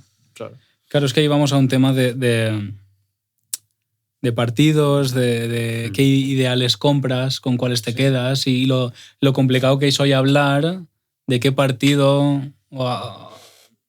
¿En qué partido te identificas más? La verdad es que es muy difícil porque es un debate que hace 20 años no existía. Claro. Entonces tú ahora dices, no, yo estoy más a favor del PSOE o más a favor del PP. Claro, el problema es que es como si te quedas con todo el pack bloque, claro, sí. de sus propuestas y dices, no, yo estoy de acuerdo con esta y esta y con estas otras muchas no. Entonces, claro, pero no, si eres del PP eres un pecador porque eres un tal, no tienes en cuenta a la sociedad. Pero si eres del PSOE eres, vamos, un liberal o un tal, entonces... ya está bien de juzgarnos también un poquito. tener un poco de por ese mano. Yo tema. esto lo hablaba con tu padre, ¿Ah, o sea, sí? con Alan Padre. O sea, Sí. es un debate que hace 20 años no existía y que al final lo que nos ha enseñado es a vigilarnos los unos a los otros. A ponernos de vigías los unos Sí, contra sí. los otros. Y no Es orwelliano. Es Orwell, sí, pero es. Y voy a utilizar cierta terminología que me va a delatar bastante, pero me da igual. Es la pulverización de la clase obrera. ¿Me explico? O sea, es el ponernos, enemistarnos los unos contra los otros, cuando lo que tendría que haber es solidaridad y empatía y caridad y piedad y generosidad. Y otra serie de cosas, valores que no estamos cultivando es porque estamos totalmente entretenidos en enfadarnos los unos con los otros. Yo contigo porque tú eres blanco y yo porque yo soy racializado, que eso es ahora, y tú porque... ¿Cómo que yo no soy racializado? Si yo soy gallego. ¿Sabes? Entonces, pues eso. Sí. Yo creo que mucha gente le habrá llamado mucho la atención lo que Asun dijo, de que ella dijo, lo dijo claramente además creo, yo estoy a favor del feminismo, en contra del aborto, y dices, no, eso va junto. Ya ves. Todo eso tiene que ir junto. Sí. O compras el pack entero o no se puede, Claro, es indivisible. Ella decía ¿no? que las líneas rojas del feminismo protestante son el aborto y la ideología de género. Ideología de género. Que son dos claro. cosas que efectivamente están muy, muy ligadas con el feminismo de cuarta ola que ella hablaba. Yo aprendí muchísimo en el podcast de ASU. Sí, o sea, si no lo habéis visto, sí. Os lo recomiendo mucho. Pero no huyamos de Eso es, volvamos a esto. inicial, Sí. que es, debe de haber... ¿Me parece bien que llegue a estos espacios? Sí. Sí. Pero hasta cierto punto ya está. Ay, es lo que quería sí, decir ahí yo. está el Es lo que quería decir yo. Porque yo personalmente, Sí. y esto es mi opinión, no la de protestante digital, ¿ok? Pero esta es mi opinión. Yo tampoco soy de protestante. Y es mi opinión como Suárez, ni siquiera como en medio del ruido. Es como mi opinión es que tal vez el camino hacia el laicismo no pasa porque también haya religión evangélica en los colegios. Date. ¿Sabes? No estoy diciendo, por ejemplo, el caso de los hospitales me parece distinto porque un hospital es un sitio en el que una persona necesita un cuidado integral de la salud. Exacto. Y eso implica cuestiones espirituales Eso es. de acuerdo con la libertad de conciencia de cada uno. Y además que eso está dentro de la deontología de los médicos, ¿no? O sea, Exacto. No hay que negar la espiritualidad que cada ciudadano... Exacto. Claro. Entonces, a mí me parece bien el caso de las capellanías en los hospitales, pero no tengo claro que sea algo extrapolable a todos los medios tal y como lo hemos hecho. Pongo otro ejemplo. Hace unos años se propuso una recogida de firmas para que las entidades evangélicas, en concreto las iglesias, no tuvieran que pagar el IBI, porque los católicos no pagaban IBI. O marcar la casilla de la iglesia evangélica en la declaración de la renta. Entonces, eso a mí no me parece que camine hacia una libertad Son religiosa. traidores protestantes. O sea, No, es que es verdad. Nos venimos a Roma, pero ¿sabes? Un giro. Roma pasando por Berlín. No, o sea, nuestros hermanos católicos deberían de pagar el IBI. Claro. Es así. Exacto. Claro. Es así. Es así. O sea, los queremos, romanos, pero... Y yo creo que no debería haber educación religiosa en los colegios. Yo. también. Yo. Pero también te digo, de la misma manera que te digo una cosa, te digo la otra. Yo fui a San Viator desde aquí. Creo que lo hice la vez pasada también, pero lo vuelvo a hacer porque creo que aproveché mucho. Aprovecho a mandar un saludo afectivo que seguramente no lo escuchen, pero por si acaso a Juan Carlos Aguinaco y a JJ, que fueron, bueno, y Ángel María Piña, que en paz descanse, porque ya partió a la presencia del Señor. Estos tres señores eran frailes y la educación religiosa que nos dieron en San Viator, o al menos en este colegio en particular, que lo que nos daban era historia de la iglesia, considero que es esencial también. Claro. Es que eso es un tema. Enseñanza religiosa, ¿vale? ¿En qué colegios? Claro. Porque tú puedes ir a un colegio que sabes que tiene esa doctrina de si quiero ir ahí. Claro, estamos hablando del entorno público. Eso es. Y para mí, de la misma manera que digo que no debería haber enseñanza religiosa en los colegios, creo que no debería haber enseñanza, o sea, otro tipo de religiones más modernas. Tipo, en algún momento del circular de los últimos años se empezó a normalizar Reiki. Por ejemplo, ideología de género muy clara en libros de lengua castellana. un montón de cosas que, a mi modo de ver, tampoco forman parte de la educación que te tiene que dar un colegio. Por supuesto que tiene que haber unos valores éticos que se enseñan en el colegio, pero no forman parte de lo curricular. A ti en el colegio no te puntúan por cómo respetas el turno en el patio, por poner un ejemplo. Y en cambio, y en el colegio te enseñan a respetar el turno del patio, ¿no? Entonces creo que no debería formar parte del currículo ninguna confesión religiosa o postura ética que además, que sea demasiado definida. Exacto. Y que además, sospechosamente, siempre esté alineada a los intereses del partido que gobierna en el momento. Es el equivalente a cuando Wert quería españolizar a los catalanes. O sea. Exactamente. Sí. Sí. Bueno, pues ahí queda eso. No sé si ¡Españolízate! Españolízate tú, que eres más moreno. O sea, yo, pues solo por rematar, creo que es bueno que haya alternativas, ¿no? Sí. O sea, claro, que haya alternativas y ya está, pero que no se imponga de ninguna manera. Nosotros hemos luchado, digo, ¿no? Los evangélicos hemos luchado mucho por la libertad de expresión, la libertad de tal, pues luchemos por la libertad en todos los sentidos, Claro. no la nuestra solo. Y aquí igual alguien se echa las manos a la cabeza, pero si dos personas del mismo sexo quieren casarse, ¿a mí qué? Ya, ¿vale? Exacto. A mí que otra cosa es que hables de aborto, porque ahí estás hablando de un tercero que no puede defenderse. Ahí sí me meto a defender al tercero. Pero en tu caso, o sea, ¿quién soy yo para...? Y si quieres definirte como quieras, hazlo.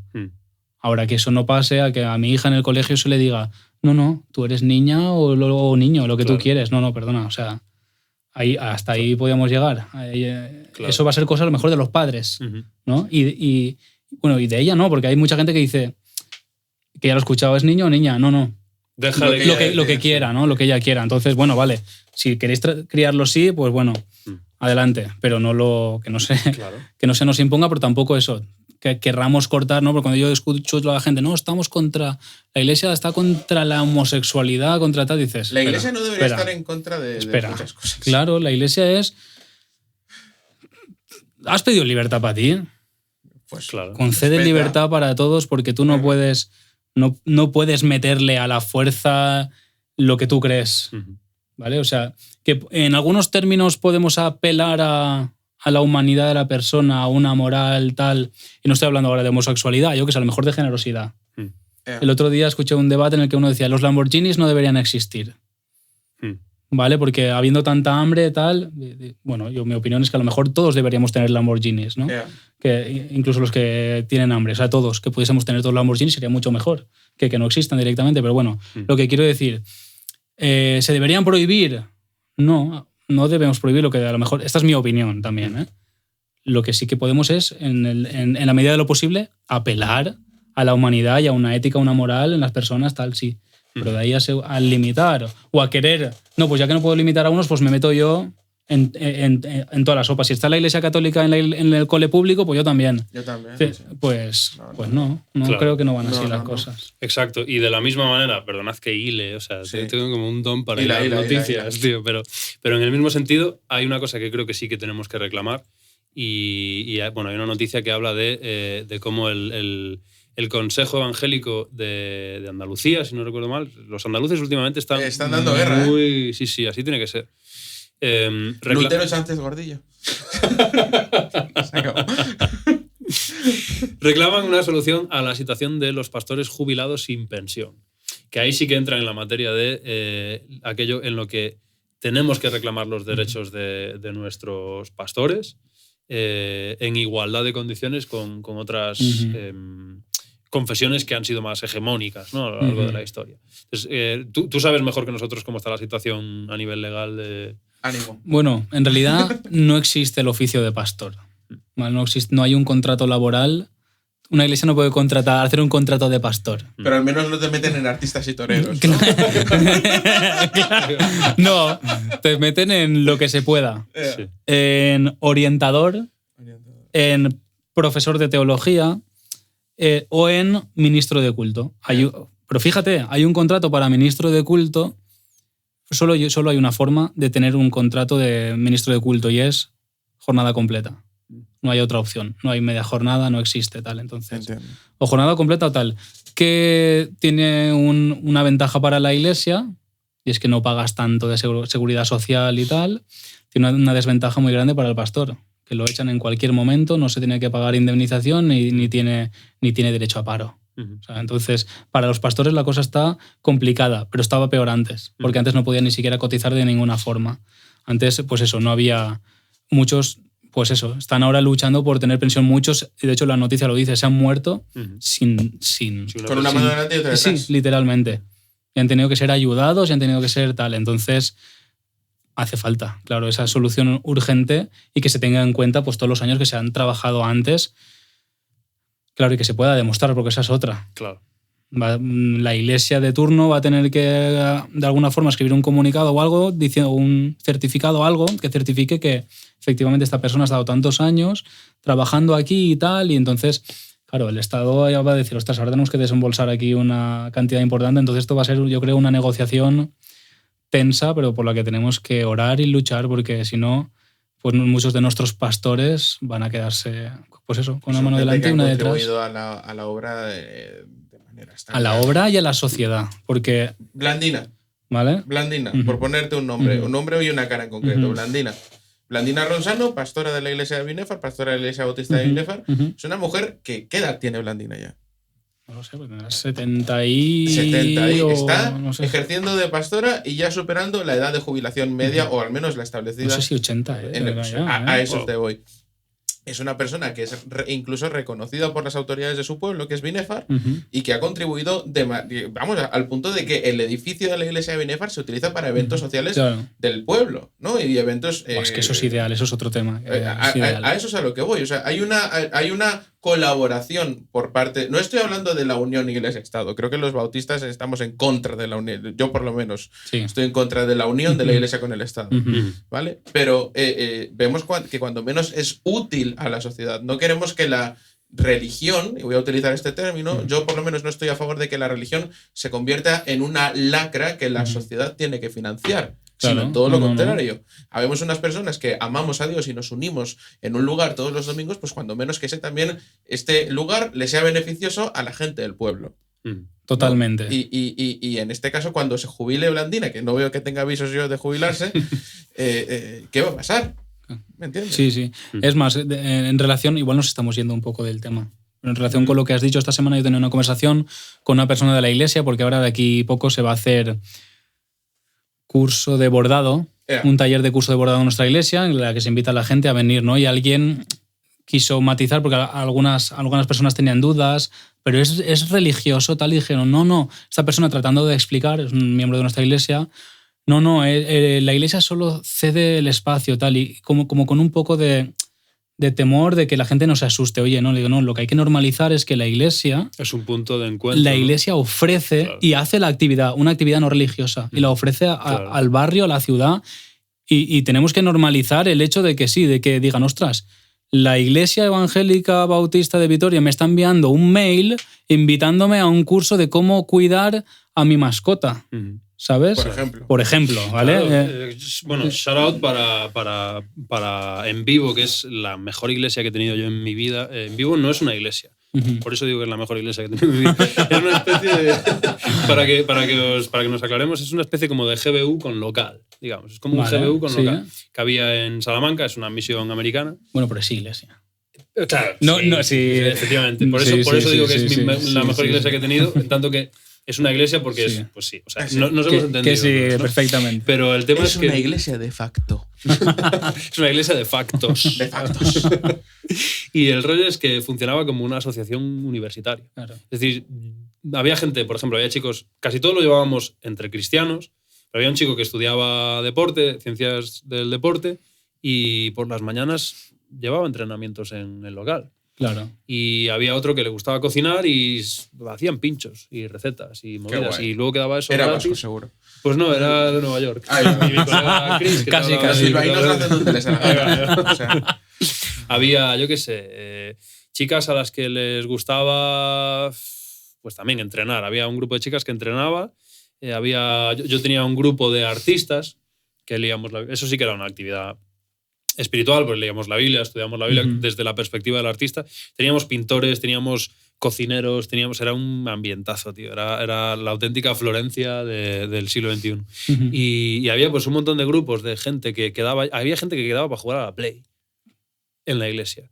Y a mí me parecía que eso tenía que ser la iglesia, como un lugar abierto a que cualquiera venga y eso es un lugar en el que el pueblo de Dios gestiona... O sea, un poco lo que estamos diciendo, perdona, me estoy intentando como que... En Burgos hacen lo mismo. Articular. Mira, yo conozco esta iglesia por mi amiga Mariana Santonja, a la que le mando un abrazo afectuoso y se va a molestar mucho porque le he llamado Mariana Santonja, además. Creo que es la misma iglesia en la que yo toqué con Niel. Sí, creo que sí. Creo que las siglas son IECUA. Sí. Ellos ofrecen el local. O sea, de hecho, el parque que tienen ahí es un parque en el que los niños de Burgos van y juegan al fútbol y tienen entrenamientos y tienen un espacio ahí para estudiar. O sea, que van los estudiantes en época de exámenes y se meten ahí a estudiar, loco. Y el evento en el que estábamos, tocábamos una banda cristiana y una banda no cristiana. Pero formada por... O sea, no una banda de músicos cristianos haciendo música secular, sino músicos no cristianos haciendo su movida en la iglesia. ¿Cuál eran? Es una chica que se llamaba Deb. ¡Qué guay! Sí, y molaba que flipas el rollo que hacían y no tenían nada que ver con el mundo evangélico y hasta donde yo sé, ninguno de ellos tenía una relación con Dios. Y creo que ese nivel de apertura por parte de las iglesias es un poco lo que estamos... Hombre, pero es que a veces. Es que soy muy políticamente correcto. Te pasa. De políticamente correcto, ¿no? Hemos escuchado muchas veces, ¿no? De que no, es que hay la juventud de hoy en día que va a unos lugares, va a tal, ¿vale? Pero ofrécele otro. Claro. Ofrécele otro. Claro. Por si viene aquí es a leer la Biblia solo. Claro. Bueno, claro. Y aburrirse, ¿eh? Exacto. Y yo tengo bastante...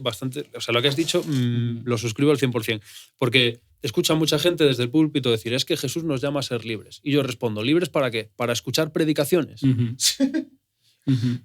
Porque yo, que gracias a Dios veo muchos eventos de jóvenes porque trabajo con tal, hay muchos eventos que consisten en escuchar predicaciones, tío. Y a tope, y tiene que seguir y también que siga. Sí. Pero la alternativa que le ofrecemos a los jóvenes, es que es eso. Como alternativa es chunga, es un poco ¿Sabes que nos van a funar tan heavy? O no, me intento saber. Pero sí, o sea, es que la gente está muy obsesionada con dar la chapa, en general. O sea, la gente está sumamente obsesionada con dar la chapa. Y en la generación del TikTok, pues creo que no es demasiado útil. O sea, vemos frikis como yo que nos gusta meternos por vena, yo qué sé, podcastazos de 3 horas hablando de el sexo de los ángeles. Entonces, ¿me entiendes? Y otra gente que no va a funcionar por eso. Y creo que deberíamos, cuando menos, plantearnos el hecho de, como institución religiosa que somos las iglesias evangélicas, porque al final no dejamos de hacer eso, que estamos ofreciéndoles a la gente. Así que guay. Total. A ver, una cosa no quita la otra, ¿eh? Que el Señor nos dice predicad a tiempo y ahí fuera de tiempo, ¿vale? Claro, o sea, eso es... Por eso, ¿nos van a funar? Pues no, o sea, funados si queréis, no pasa nada, pero el tema es que no estamos diciendo una cosa, no estamos quitando la otra. Exacto. Somos conscientes de que el reino de Dios... Tiene que haber tensiones. Pero queremos trabajar en la extensión del reino de Dios, sí o sí. Y eso se hace, como lo hemos dicho muchas veces, no se hace por medio de guerras, sino por medio de testigos, de testimonios, y hace falta que contar el testimonio de la buena noticia, ¿no? De que, y eso son palabras, y hay que decirlas, ¿vale? Y a tiempo y fuera de tiempo. Pero como decíamos, Jesús también nos llama a hacer obras de caridad, y de forma genuina, como decíamos antes, no con doble intención. Te invito a un acto en la iglesia y te voy a predicar, ¿sabes? No, a no ser que avises. Puedes avisar, no hagas una encerrona, puedes decir, mira, vamos a hacer esto, pero va a acabar con esto, tiene esta finalidad, no engañemos a la gente. Claro. ¿Vale? Seamos claros y ya está. Pero que la iglesia... Yo sueño con una iglesia así, y mi iglesia lo sabe, ¿eh? Sí. Que sea una iglesia con puertas abiertas. Y yo te apoyo por lo menos. Con puertas abiertas a que ofrezcamos a la ciudad alternativas y sí, yo a la ciudad, a Vitoria, le ofrezco que venga los domingos, que les voy a predicar. Y lo digo claro, quiero que vengas y que escuches. El mejor mensaje, la mejor noticia que puedes escuchar en tu vida, ¿vale? Pero también quiero ofrecerte otras cosas, ¿vale? Si te puede ser de ayuda en algo, aquí estamos.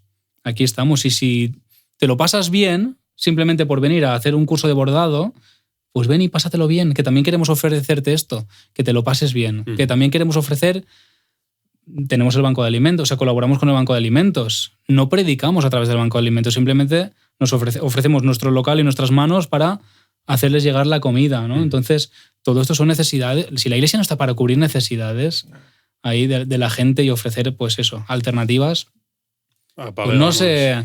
Si nosotros viviésemos los tres juntos constantemente y no saliéramos de relacionarnos con gente muy parecida a nosotros, con nuestro mismo sistema de creencias y con nuestra misma amor por Dios, ¿a quién le vamos a predicar? Claro. Que es lo que intentamos decir en el anterior reel. Es que creo que dije lo mismo, además. Pues me parece muy bien. Siempre acaba como... Se hila una noticia con la otra. Es así, tío. Parece un solo de Max Roach. Pues hay, precisamente, en la línea de lo que hablas, hay una iniciativa muy bonita y me gusta que en todas las tertulias tenemos alguna iniciativa social interesante, creativa, necesaria, pues que reivindicar y que felicitar. Y en este caso hablamos de la Guaguaseo de Gran Canaria. Espectacular. Suena como a paso de reggaetón, hermano. El guaguaseo. El guaguancoseo. Pues este guaguaseo es básicamente un autobús, como decimos los godos, que sabes que nos llaman godos los canarios. Es un autobús con, digamos, con un aseo, con servicio de peluquería y barbería. Entiendo, aseo. Claro, guaguaseo, loco. Claro, no ha leído la noticia y ahora no sabe de qué va. ¿Tú ibas por guaseo o qué? ¿De guasa o qué? Me sonaba Teo Calderón, hermano, de verdad. Pero básicamente es un autobús de ayuda social a vagabundos, a gente desvalida, a gente sin casa, homeless. Y está muy guay, tío, porque lo que ofrecen es un baño, una ducha, ofrecen manicura. ¡Qué guapo! Es una pasada. A mí una cosa que me parece preciosa, afeitar y cortar el pelo de la gente sin hogar. Pero es que eso a mí se me ponen los pelos de punta, porque es que ¿qué hace el Señor con su pueblo? Con su pueblo porque es el que se acerca a Él. Él lo quiere hacer con todo el mundo. Le devuelve la dignidad. Exacto. ¿Vale? Entonces es nuestra misión también devolver. Esa es la justicia de Dios, ¿eh? Porque se nos llena la boca hablando de Dios es justo y pensamos en la justicia romana. ¿Vale? De, has hecho esto, paga esto. Sí. ¿Vale? Cuidado. Que para los hebreos no funcionaba del todo así la justicia, ¿vale?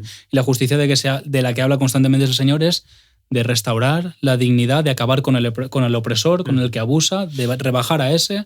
Por eso Jesús vimos que fue tan duro ¿con quién? Con los fariseos.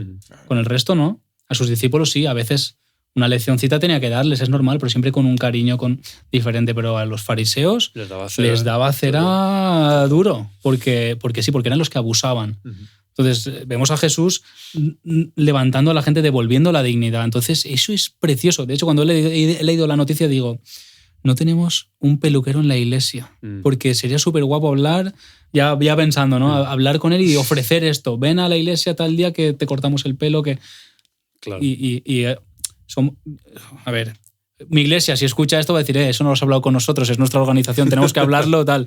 Pero estos temas yo, quiero que lo hablemos y quiero que digamos, iglesia. Claro. ¿Cómo podemos? Tal vez no tenemos un peluquero, pero tenemos otro perfil que. Eso es. O sea, yo creo que con creatividad y sabiendo lo que tenemos, trayendo 2 panes. Panes y peces. 2 panes y 5 peces. Y 5 peces. Trayendo lo que tenemos en las manos, el Señor es el que se encarga de multiplicar. Es que es eso. Es que es así. Entonces, nada, un abrazo gigantesco a la iniciativa del Guaguaseo. Muy guay. Estamos súper pendientes de noticias nuevas como esta. A mí me llenan de alegría. Y con esto llegamos al final. Con colorín colorado. Muy bien. Estaba a gusto. Muy a gusto. Muy a gusto. Nos ha faltado café. Eso. Sí, bueno. Pero la próxima, la máquina estropeada. La próxima. Bueno, pues muchas gracias a los dos, Alan, Chic. Un placer teneros. Volveréis, seguro. Ya vuelves hoy. Y tú, Alan, pues si algún día te apetece cuando volvamos por aquí, seguro que te enredo para. Cuando quieras, yo encantadísimo. Y nosotros nos vemos la semana que viene con más En Medio del Ruido. Muchas gracias y feliz semana. ¡Chao! Ok. ¿Cuánto ha durado?